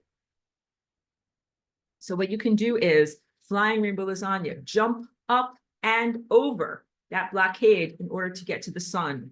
You flying rainbow lasagna up and over past this stuff. You flying rainbow lasagna in order to connect effectively again to the sun, beyond any of the technological inhibitions of this time place, beyond any cultural inhibitions that might be older, beyond anything that has been stopping you from being able to connect effectively to the sun. And in my message from 10 years ago, what I taught about was the things back then, pre-invasion, that were making it difficult for you to connect effectively to the sun were a series of consciousness-based ideas and presumptions about the shape of reality and about what is going on in the world. And some of that is cultural and some of that is objective materialist scientific, that you have untruthful things in your mind that are, thought structures at the level of your conscious daily waking intellect, preventing you from connecting effectively to the sun. Some of these concerns even have to do with teachings about the speed of light, Einstein's work, matter versus energy, and the limitations of the speed of light. So if you're highly indoctrinated and really drank the Kool-Aid and you're really, really believing in science, it means that there are some, you're acquiescing to some innate limitations about who you are, what light can do, and how you can connect effectively to light. And you're not obliged. You are not obliged, you in my class are not obliged to agree to that. You don't have to say, yes, I take science and I believe in science and I use my combustion engine, therefore science clearly works, and I'm going to believe in the limitation of the speed of light, or I'm going to believe in other limits regarding the physics of light so that I cannot connect to the sun effectively. No, actually, I would really, really encourage you to say that there is a more exalted viewpoint that is equally, if not more valid than the work of objective materialist science, wherein you recognize that the singularity that is inside of you, right here, is the same singularity that is inside of the planet, inside of every photon, and inside of the sun. And when you really embody the truthfulness of that comprehension, you recognize that there is no space between yourself and the sun. There is no space between yourself and all photons. There is no space and no distance between yourself and the planet and everything else that has singularity contained inside of it.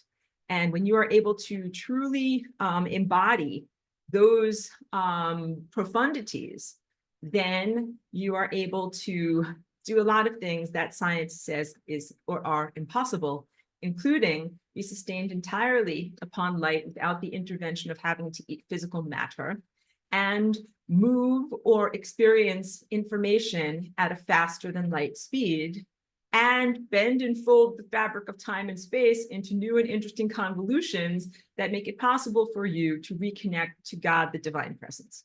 All right. So there are a lot of amazing things that happen when you gain a new dimension. Yeah, gain a new dimension means gaining an additional degree of freedom. That's what happens to the little ant. Instead of being like, oh, there's this obstacle here, it's a set of things that I've been taught in my society that I'm not allowed to do, so I can't do them. I'm a little ant. All I can do is walk up to the barrier and then not go any further. But if you fly in rainbow lasagna, you're like, oh, yeah, there's that culturally imposed barrier of consciousness and expectations.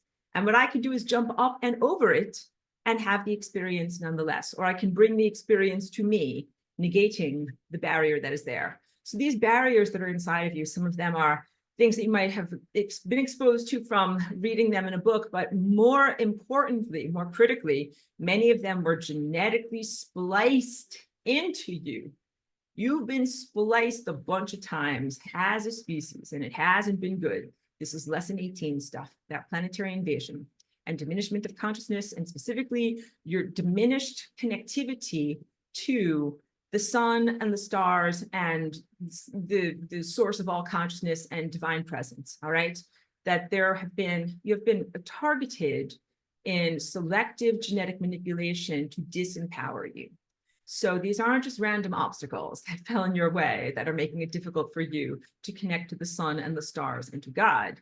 These are very, very intentionally implanted limitations in humans' DNA that then have become cemented as cultural outgrowths in terms of, viewpoints like that are taught in your educational system or that are the basis for scientific research.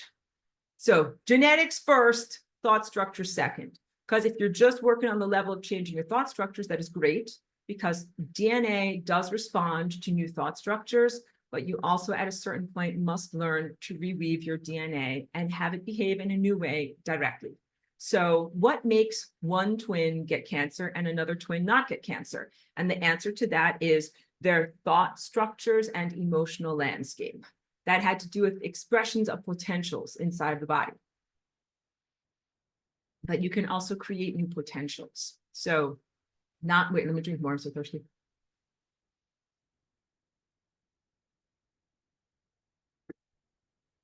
Not merely that you are here to flying rainbow lasagna and unlock genetic potentials that are already written in your DNA, but to write new potentials. That's what it truly is to have a pencil with an eraser. So yes, you can unglue the pages of your book that were stuck together, because maybe the pages have something wonderful in there, such as how not to grow a tumor, or how to dismantle a tumor, or how not to age, or many other good stuff like that. But what if there's no chapter and you need that chapter? Flying Rainbow Lasagna makes it possible for you to write a new chapter. And more specifically, it makes it possible for you to reach that information non-locally wherever it is. So if you need the information about how to dismantle a tumor, and that does not exist within the potentialities of your book, of your DNA, what you can do is reach into another version of you, or a lateral version of another embodied person in the same time place, or an ancient version of a person who lived a long time ago, or a person who will exist in the future. And you can get the information from them, like take a snapshot of what their DNA is and how it is behaving, and then you mimic their behavior. That's it. It doesn't take anything away from another organism. It's not like eating an organism where you're like, I'm eating the chicken, like I'm taking away your wing and I'm eating it with barbecue sauce. Not that way, not at all. You can take a snapshot of the chicken's wing and then be able to learn all about its unique, forms while it still has its body part. So this is how you flying rainbow lasagna. If you find that there is some inadequacy inside of you and you need to fix or heal or solve some aspect of your embodied existence here, you can find the organism that has that solution, and you can touch on them with your tendril of attention, reach out with your tendril of attention, touch on and ingest aspects of their expertise, and then take it, internalize it, and make it your own. All right. I'm encouraging each one of you to do that to me or with me regarding the flying rainbow lasagna. I have figured out flying rainbow lasagna, and I have figured out a lot of cool things that I can do with it in my body. And I invite you to touch on with the tendril of your attention, touch on the flying rainbow lasagna and receive the information or structured, clearly searching for the right word. The structured embodiment is the best way I can come up with it, and make it your own. I wrote the song. I want you to take it and make it your own. All right.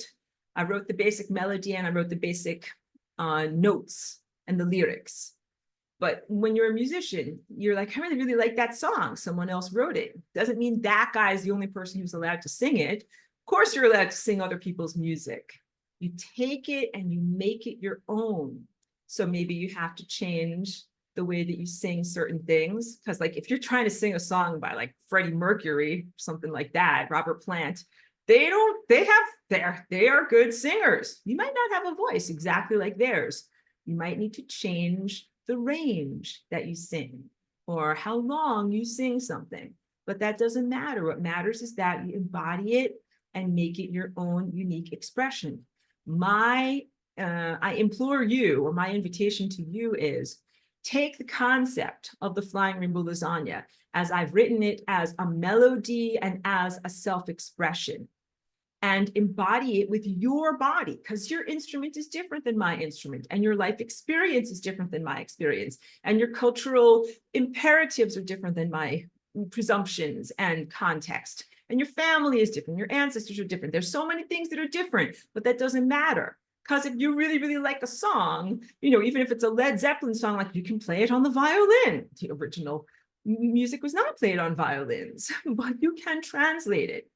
So please take the flying rainbow lasagna, internalize it, and make it your own.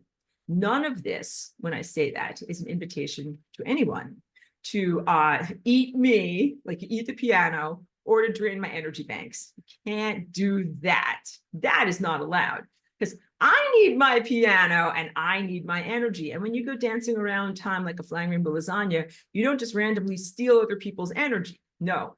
And you don't just randomly eat their pianos. No. But what you do is you take snapshots of what they're doing and then you make it your own. So when you see someone else who's dancing in a certain way and they're going like this and they're going like this, and you're like, I like that dance. And you're like, is it like this? No, it's not like that. It's like this. Left, left, right, right. And you learn how to do it. That is what I want you to do, to internalize these flying rainbow lasagna, expansive freedoms, and make it your own in your DNA. So key takeaways. DNA is not a flat, static object. It has behavior, and the behavior is based in its movement, both its oscillation, like a vibrating guitar string, and also the way that DNA coils and curls itself up and uncoils itself. And in order to do so, the splicing and then resplicing and reintegration series that it does. So DNA has behavior. It's always doing something. It's always moving and oscillating. And that is a big part of the communication that is happening in exactly the same way that the molecules of the atmosphere of my room that I presently inhabit are constantly oscillating and moving. And it is part of a larger patterned linguistic structure that has nothing to do with this type of language of the flapping of my moving mouth parts. It is a patterned linguistic structure that is empirical and has no room for wiggle room and misinterpretation. So the challenge is here in your world. If I say a word with my mouth, it can be so broadly misinterpreted. So it's like everything is like, this is what I actually mean. And then this is what I actually mean. And then this is what this actually means. Saying words that sound the same, but mean different things, phonemes, synonyms, all these different things. Language is very hard. Language is very hard.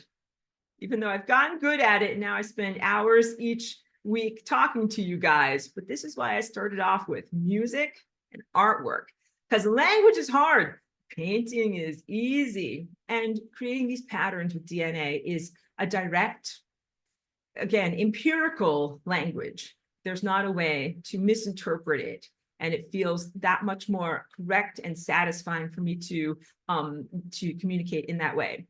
So I am communicating all the time, and now we're getting into ethics. And also, I know usually I go for several hours. I might need to wrap things up sooner rather than later because I have a commitment that is to be part of a group that helps people very soon. So, but I want to talk about lateral gene transfer and the ethics of being a DNA embodiment person. So first of all, you are a DNA bearing organism, each one of you. And that means that you have commitments to yourself and to staying alive as an individual, but also you have commitments to the entirety of DNA, because DNA is not discrete. It is not just your little private individual DNA and it's disconnected from everything else. That's also what science needs to recognize. Not only does the yarn add up to a Snoopy sweater that means something, but your Snoopy sweater exists in a cultural context of many, many, many other decorative holiday sweaters. You know, I'm trying to imagine the silliest things, like some of them are Hanukkah sweaters and some of them are Kwanzaa sweaters, whatever. But there are a variety of different sweaters, and they all mean something, and they all have an impact on each other. So you have an array of life, all of which has DNA as its basis, and all of it is connected. Now, that is a very, very deep thing, because you as a species and as a planet just went through a horrific nightmare that happened about 4 years ago, the pandemic and subcutaneous pollutions. That was another targeted genetic manipulation of humanity. And not all humans participated, but the ones who did participate, they retuned their guitars. And they're playing a song now that is an out of tune song, and it affects you. So all of you are connected on the level of DNA. When I gave my prescriptions 10 years ago about basically live and let live and allowing others their free will to explore things in their life, that does not allow for targeted genetic manipulation and also this stuff. Because when I talked about this stuff and the millimeter wave and the force field and the stasis fields, those things create non-natural phenotype transfer.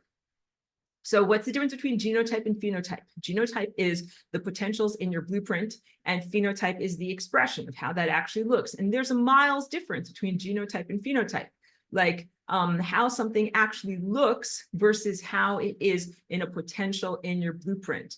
And what is supposed to happen in reality structure is that the strongest, healthiest genetic songs and the best music, I should just turn on my piano at this point, the best singers, the loudest, best, well-tuned guitars are supposed to emanate outward, and they're supposed to sing songs of health and vitality, and that's going outward, and it's loud, and everyone else can hear it. And those are the louder songs that affect the others who are not that healthy and vital. So let's say you're like, like a super muscle man, you've got a very, very fit body, and you're walking around and you can run 100 miles. And that is a very, very loud song that you are emanating in natural, pristine circumstances that affect everyone else. That affects the guy that's sitting on the couch eating potato chips. That affects that sedentary guy, and also affects someone who, let's say, has amputations and they're not able to run and be ambulatory as much as they want to. The guy with all the muscles, who is the ideal specimen, is the loudest singer in the genetic choir, and the other guys are influenced by his state of health, all right? But when you have this stuff going on in the presence of 5G, you have a different circumstance where the people that participated in the pollutions are now amplified. They are turned up to 11, and the regular natural singers are still singing at volume number 3, and the guys that got the pollutions are not necessarily the most muscle-built athletes in the world, and they are singing more loudly than they should be. So this is phenotype expression. When the louder muscle guy influences someone else, he makes them move towards health and vitality, and they exercise and they get more muscles. Like a personal coach, right? And when a person who is not well is loud, they influence other people to be unwell. That is what has been happening in this world. So literally, the subcutaneous pollutions and the millimeter wave causes premature aging and degeneration, and this also happens through the non-consensual transfer of data streams through human body tissues, using you like a server, like you're hacking of your biofield, and using you to carry narratives and stories and information streams that are not healthy and life-affirming. And this causes premature aging, degradation, death, and yes, diseases like cancer. And that is a phenotype that can be expressed upon someone else who didn't get polluted. That's the whole problem.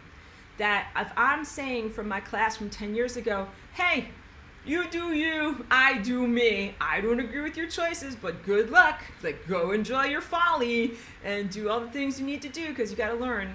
That's accurate up to a point, but once you get into a level where there is profound assault on DNA, on its natural behavior, and a profound level of genetic pollution and mutilation, you can't be that way. This has been my big lesson over this debacle of the past 4 years, where I'm like, oh yeah, okay, you guys, I'm gonna warn you, don't get the juice. Don't ingest the science juice. That's what someone called it on the internet. I thought that was very funny, the mystery juice. And then they did. And then I'm like, what? Why are these thoughts amplified? Why are these degradation, decrepitude phenotypes amplified? Why am I getting blowback from those guys and their premature aging affecting my body? And the answer is because once you start to use technology to, it is weaponized. The connections of DNA and the tendency to be connected have been weaponized against you through the deployment of this technology. That is making it that voices are amplified that are voices of disease and degradation instead of voices of longevity and coherence. And it's not the way it's supposed to be at all. So you can tell, in a level playing field, in a pristine, fair system, if you, it's not just good genetics. Like people that have muscles and they're athletic, you know what they do? They get up in the morning and look at the sunrise, and then they, do a bunch of exercise, they do stuff with their body, and then they eat the right food. And yes, that has an impact on what type of patterns the DNA is making, and how those patterns are expressed in cellular metabolism and in mitochondrial function and in metabolism of glucose and creating stem cells and all those things. All of that is happening, but it is largely behavioral. It is behavioral. It is behavioral. It is not just some random thing where it's like some people have muscles and some people are, fat and out of shape. No, I'm not fat shaming anyone. If you're fat, we love you. But it's not that way. People have the body they have because they earn it, except when you're in a non-pristine system, when you might get phenotype overlay from other people that might be bringing you down from your true levels of health and vitality and making you more degraded and diminished than you're supposed to be. So none of that I talk about from 10 years ago is applicable to this circumstance right now. You can't just sit back and withdraw and be like, okay, everybody, like you do you, I do me. I'm just going to be over here doing my thing because DNA is connected. Even my DNA is connected to my dog. You guys, you're all connected through the continuum of DNA, like you're all connected through the continuum of consciousness. Hold on one moment. You should have the body that you earn. Short, flat out. You should have the body that you earn through the things that you do and don't do and the things that you do and don't eat. And that is fair, and that is a level playing field. And what you have in this world is unfairness that makes it very, very difficult for you to be able to claim ownership of who you are and get what is fair. So what's the solution on all of this? Energetic sovereignty, where you make your own choices and have what's going on in your own body, but also a return to the level playing field where if you chose not to get polluted, you're the louder voice. And that is what is supposed to be going on right now. So wait, let me go to all of my notes. Wait, before I do that, because the title of this class is about interdimensional ethics. And that's what I'm really trying to get through here. The sun, DNA, light, and interdimensional ethics. So the truthfulness of your circumstance is very positive, that you don't exist in a vacuum. You are connected through DNA. All DNA is connected and talks to all other DNA. It is a large, vibrating crystalline structure, all right? But right now you're in turmoil because of the technological aspect and genetic modifications and pollutions that have been done in your world. That makes it very, very difficult to know your value system and how to navigate. So I came here as a walk-in over 20 years ago, and I started to do new and weird things with my body before any of this nanotechnology stuff, all right? And I did that intentionally because here are the ethics involved.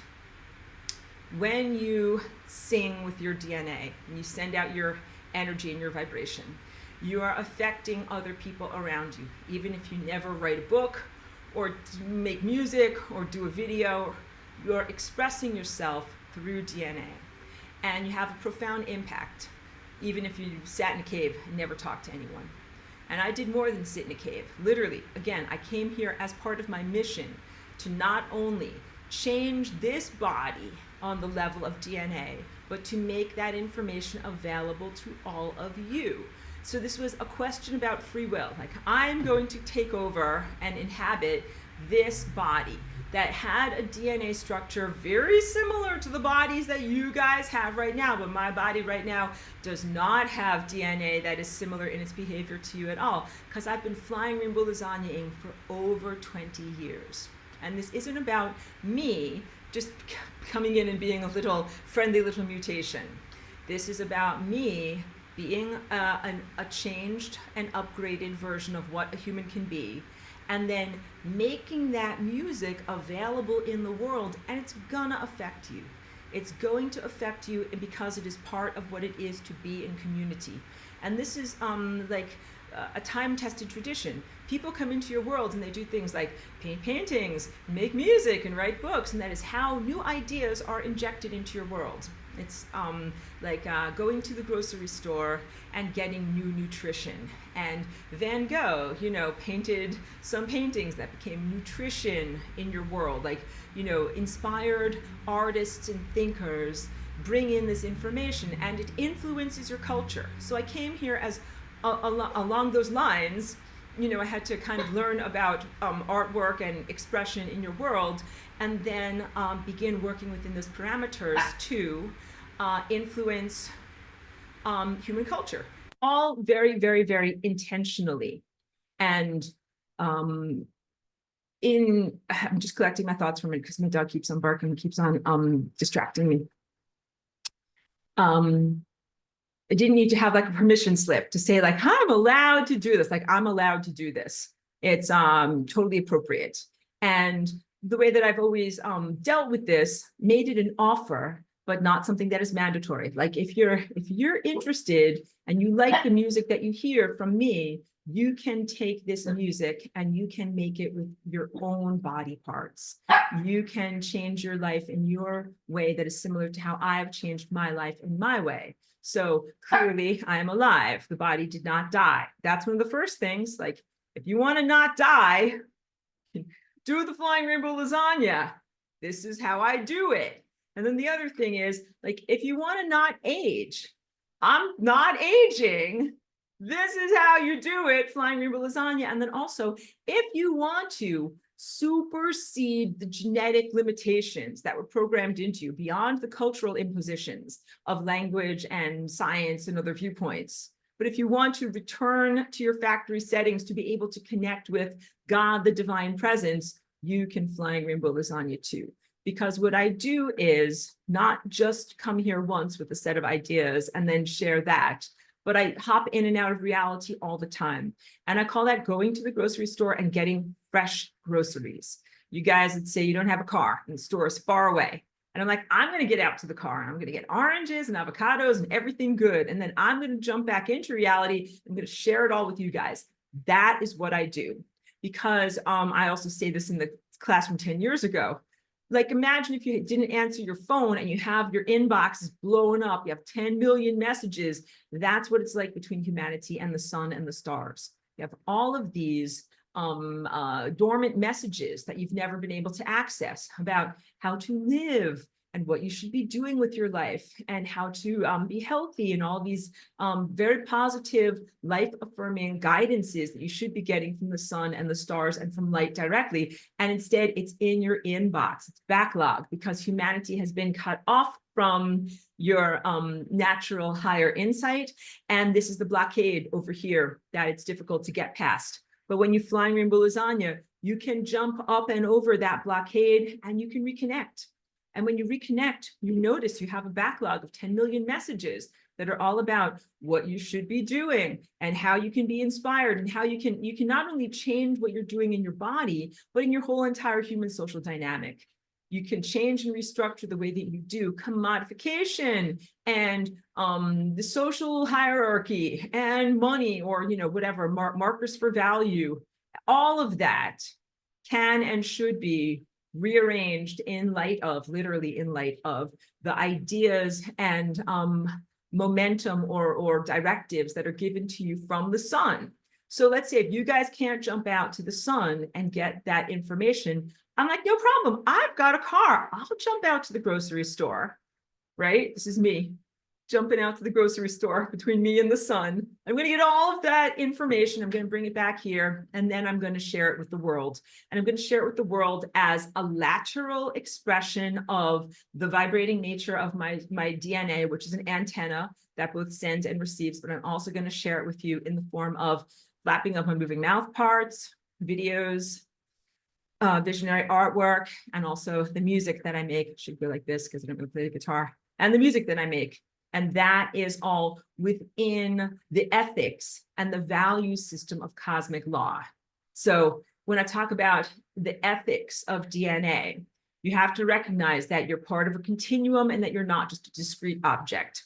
You have a responsibility towards yourself as an individuated individual and an organism to stay alive, but you also have a responsibility towards your community, because that's what Darwin doesn't take into consideration, the sense of your responsibility towards the community or the environment, that which sustains you. So that's what I do. I balance out the stuff that is good for me as an individual and the me, with the stuff that is good for all of you and my committedness to Earth as a planet, the entire human collective as a social dynamic, and really all life everywhere, because when you're connecting through DNA, you're connecting to things that happened in an ancient time, things that will happen in what is perceived as your future. You're connected to an incredibly large array of vibrating crystalline consciousness. So there's lots of questions. I would love to take more questions. As always, there's so much that I want to get through in each lesson. So even though the recorded whiteboards really only amount to about an hour's worth of recorded material, I have so much extra stuff, like I could talk about it for 5 hours. Please watch the recorded whiteboards. Wait, let me just go through my notes just a little bit more and then get to your questions and comments. Yes, yes, yes, yes. I got that. So yeah, okay. Because that's about the entitlement to make your own choices. Everybody's entitled to make their own choices, but when you're making your own choices and it affects the entire DNA continuum, then it's not just about your own choices. And that's very big. That's a very, very big realization. Just like if you have a lake, that's the water for your whole entire town. And you're like, it's my personal choice to dump motor oil in the lake. And it's like, you can't do that because that's our water too. You got it? Can't do that because it's our genetic pool that is being afflicted here. So you have to, at a certain point, set a boundary for yourself and for others. So you're allowed to let people make their mistakes and be in folly and make a train wreck, but not if it's going to destroy water supply for your whole entire community. And this is very, very, very much you're in that moment in your cultural motivation. You're in a perilous moment, actually. And this painting over here, and this one that you see up above my head, it's called Birth of the Flying Rainbow Lasagna. And it actually accurately depicts the events that we are in very intensely right now. The transformation of Earth's formerly toroidal energy field into a flying rainbow lasagna energy field, adding an additional dimension, adding an additional degree of freedom, the capacity to make the inside be the outside, the capacity to bring together formerly divergent realms, the capacity to create a new form of matter that is spirit matter that literally is created by and responds directly to consciousness. This is what it is to become your full spectrum self that is doing the flying rainbow lasagna at every connection point in the singularity throughout all of your cells. It is an amazing recapacitation for you and for your whole entire planet. And then it's under heavy attack right now by not only the genetic pollutions and subcutaneous pollutions, but by the technology, that this was not put here by accident at this point. Someone didn't just trip and oops, dump over a vial of nonsense that then, went into your room. Like, this has been consistently sprayed upon you for 20 years to try to stop this. There's been a huge agenda across the ages, and especially right now, to be able to stop this from happening. So it takes an enormous amount of inner strength to be able to find the capacity to reach into a higher dimension and to actually do it. So that, I guess that's the synopsis of everything I'm trying to say. Your Earth is giving birth right now, and the birth is to the higher dimensional form of what it is to be embodied. This moves beyond materialism or the limitations of only seeing physical matter and objects as dead, non-responsive items, including body parts, which is the limitation of medical science, but really beginning to look at all matter as something that responds directly to your consciousness and to your willpower and to your divinely connected directives. Okay, so that I have so much good stuff here. All right. Assertions of the validity of my existence, the validity of my sharing of information, and I already spoke to you about when I come up with antibodies from any of the things that I'm directly battling against. This is a very positive thing. I immediately, in my unique lasagna way, send out that information to everyone else. So I face a lot of attacks, and then I find ways to fight back effectively. And as soon as I do, I send that out to all of you. And I hope that you're tuned in to channel Flying Rainbow Lasagna on a genetic level so that you can receive all of that, because it's really super positive and empowering. And it means that you don't have to reinvent the wheel in your own personal battles for freedom and battles against evil and degradation and essentially death. That you can be like, something, someone figured this out, and I'm willing to take that song and then make it your own. That is also what I mean when I say that Flying Rainbow Lasagna is like open source code. So the open source code movement does not mean it's just a free for all and you can steal whatever you want. Open source does not mean you can go into all of my hard drives and steal my private documents and then, take the information or, exploit it or not give me any credit. No. Open source means you've created something like an app or a computer program that you openly share with other people. Other people recognize you as the inceptor, the creator that made something. You get the recognition, and they are able to then build upon it. And the idea of open source in the world of software engineering is positive because it makes it possible beyond commodification for humans to work together to be able to achieve more. You're not constantly having to reinvent the wheel because that guy already invented the wheel. You can take their invention and build upon it. I have invented the flying rainbow lasagna, and I am offering it to you, this world, as an open source code for your DNA. Doesn't mean you steal from my bank account or my private documents or anything like that. No, it means that I give to you in freedom this potential that you can then apply to your own life existence and even riff around upon, build upon, extrapolate and innovate on top of. And you know what you do? You give me credit and recognition as the first guy that ever did this stuff. But then I want you to take it and run with it. I'm so pleased and gratified when I see students of the Flying Rainbow Lasagna embodying these concepts and then doing lasagna yourself in your own unique way.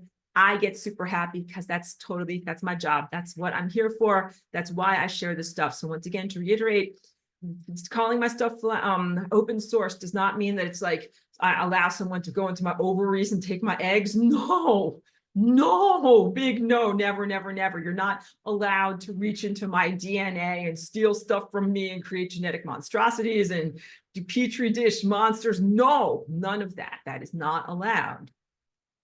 Flying Rainbow Lasagna open source code means that you're allowed to take the ideas that I come here with and then apply them to your own existence and improve your existence. All right. So Joyce says, I must give you credit for helping me to improve my life emotionally, spiritually, physically, intellectually. Thank you. So welcome. And Joyce says, I'm grateful for you. I've decided I'm aging backwards. Yes. I'm so happy to hear that. I'm going to get to your question, but first I just want to say thank you so much for that recognition. And that is also super gratifying to me because that's exactly what I'm doing. Being an example. If I were to simply be an otherworldly being, a waveform presence without a physical body, and I was like this. Remember I told you that story about that lady when I used to do custom framing and she was real rich and she used to just wave her diamonds at me. She'd be like, I need to get blah, blah, blah framed. And I'm like, yeah, like here's how much it's going to cost. And we'll have that done in a week to 10 days. And she would just wave her diamonds at me because a way of being like, no, like I need it by tomorrow. Like just wave the diamonds.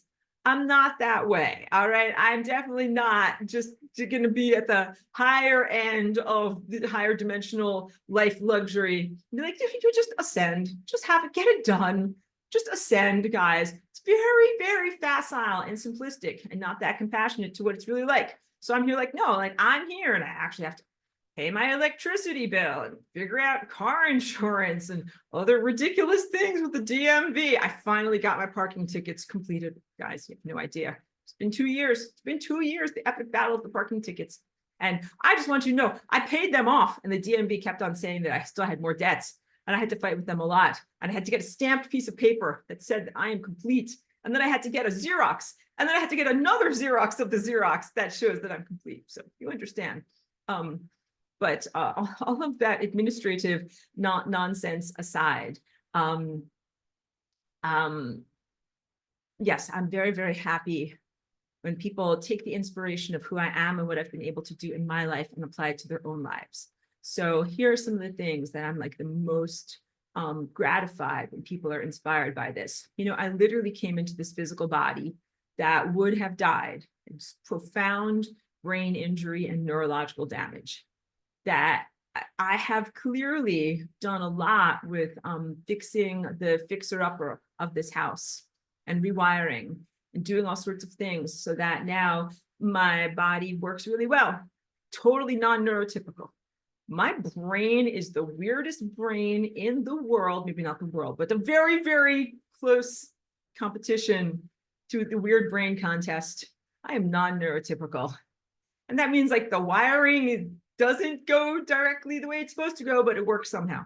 I bounce signals all around my body and I get past blockages and I do all sorts of crazy hijinks to be able to be in my body. But clearly, like, look, I walk, I talk, I make music, I dance, I have a vibrant life, and my body is very healthy.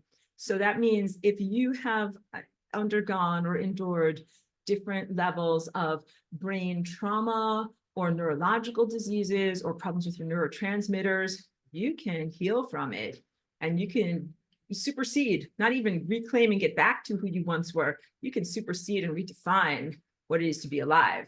And same thing with the tendency. So I didn't die. I fixed up all of the neurological problems of this body. So I'm able to inhabit my body very well. And then there's the final thing that I'm so pleased when Joyce says this. Joyce says, I've decided I'm aging backwards. That is the attitude. I'm so pleased to see you taking that open source code, because that's it. Decrepitude and cellular aging, and what science talks about telomeres and all of those limitations, that's absolutely genetic splicing, suppression technology, cultural implants, yes. Some of it is behavioral, but a lot of it is genetic, and that there are ways to supersede that. And I am absolutely superseding it. And so it would have been very facile if I wasn't in a body. And I said, oh, yeah, like you change your DNA and you won't age anymore. And you'd be like, yeah, Aurora, that's easy for you to say. So I'm actually here and I'm actually showing you how you do it, how you heal from profound injuries, how you achieve optimum metabolic states in your physical body, how you flying rainbow lasagna with a body that is not yet a light eater, and how you supersede the ongoing programs of decrepitude and aging. And I'll tell you this, you guys are the generation that is kind of bridging it from the objective materialist realm that you're coming out of into a realm of expansiveness and spirit matter. And you'll be loved and appreciated in the sense of all that your bodies have had to endure. You will not be hated. You will be celebrated in the sense that, like, yeah, like you came out of a world where they told you like you had to get like your teeth drilled and have metal pieces put inside of your teeth because of cavities, because you didn't know you could regenerate your teeth and other things like that. So, and your offspring in the future, people who exist here would be like, oh yeah, like now it's normal, like nobody gets cavities and we all regenerate our teeth and everything is perfect and fine. But you won't be hated is what I'm trying to say. Like you'll be loved and respected, that like, wow, like you came out of that old world and that's what it was like there. And now it's this world here, and your bodies managed to make that transition. So love and appreciation and profound respect to your badasses or good asses, I like to say. You're very effective in the efforts that you're making. And I'm very, very pleased to be an example of what it can be like to redefine what it is to be human. And yeah, not only do you not have to die, but you can redefine what your existence, your quality of life and your quality of existence. So, okay. Joyce has one last off-topic question. What is North Node? I don't know. I understand the question. So maybe I'm not sure if I misspoke or what you were wondering about, but just give me a little bit more about what you're trying to know about, and then I'll be happy to talk to it, to answer the question or speak to what you're wondering about. But I'm just about to complete everything here so that way I can go and participate in some group work that I'm sure I'm already slightly late for, but it's because it's important for me to complete everything in this class. Okay, just giving you a moment to be able to type things out, because I'm sure that there's a question there and I just don't understand what it is. So also, if anybody else has any other questions or anything that they'd like to share here at the end of class, now is the perfect time to do so. Thank you so much. And at the end of my notes, okay, maybe we'll go over that question another time. But at the end of my notes, I say, please go and make a connection to the sun wherever you are. And that's the final thing that I'll say. And it was worth it 10 years ago, and it's worth it now. Literally, the sun, solar body, and light body and emanations of timelines and possibilities and probabilities that come from the sun is innately connected to and almost indistinguishable from your own body and your own existence. So having a relationship with and a healthy rapport with the sun is absolutely essential and critical to everything. And if there's another thing that I can exemplify or be a model for you guys, in terms of like positive body health and things like that, it is how essential the sun and sunlight is towards health and regeneration. And I've always been this way from the moment that I came into this body.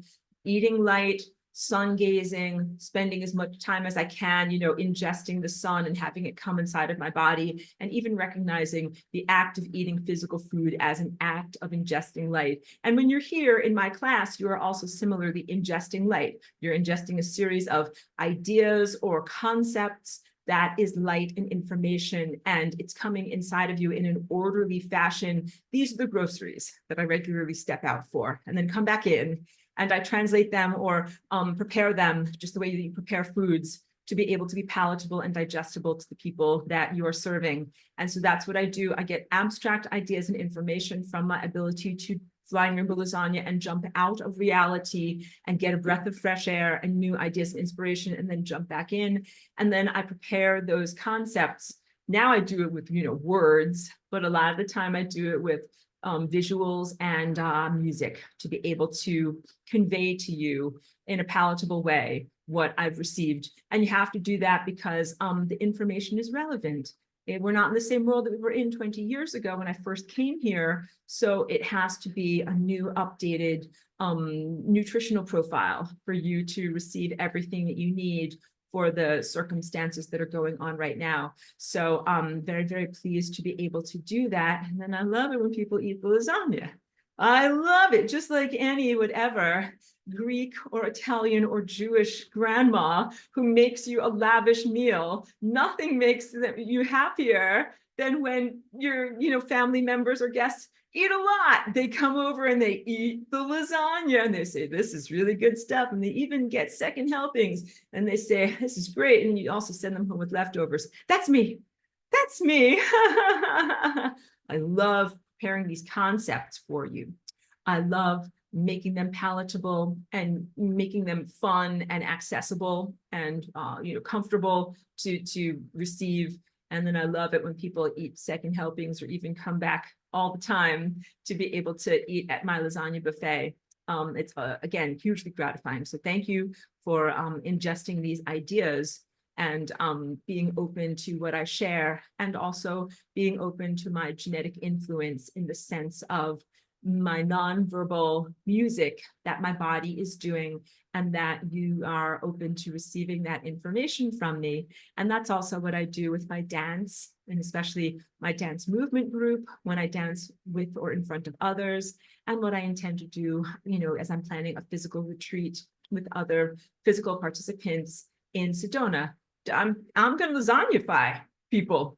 I'm going to dance the lasagna, and it's going to have an impact on people, even though it is non-local. So even if I'm just dancing in my backyard, you guys can feel it.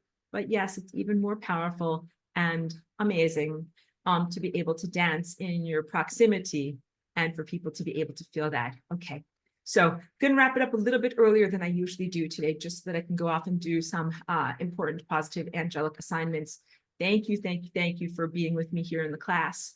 And also, thank you for all of the personal work that you guys are all doing in terms of your self-cultivations, release of trauma, self-preparation for being able to face a portal and a time tsunami like the upcoming solar eclipse. I want to say recognition flows to you, encouragement flows to you, recognition of your disciplines, recognition of your positive intentions, and give it your best. Okay, that's the information and guidance that I have. Allison says, thank you. You're so very welcome. Thank you for being here. Lucy says, I know I came late. I'm not sure if I missed your discussion about the eclipse. He said it as I typed it. Yes. You know what, Lucy, check it out. It's in the very, very beginning of the recording from today's archive. And Lucy, we always appreciate it when you're able to come and be here, because we know that you're busy and you're coming from your office, and just appreciate that you're able to connect with us. And Nicole says, thank you very much. You're so very welcome, Nicole. Thank you for being here. Okay, guys, thank you very much. Signing off for right now. And good luck to us all in going through the eclipse portal. All right.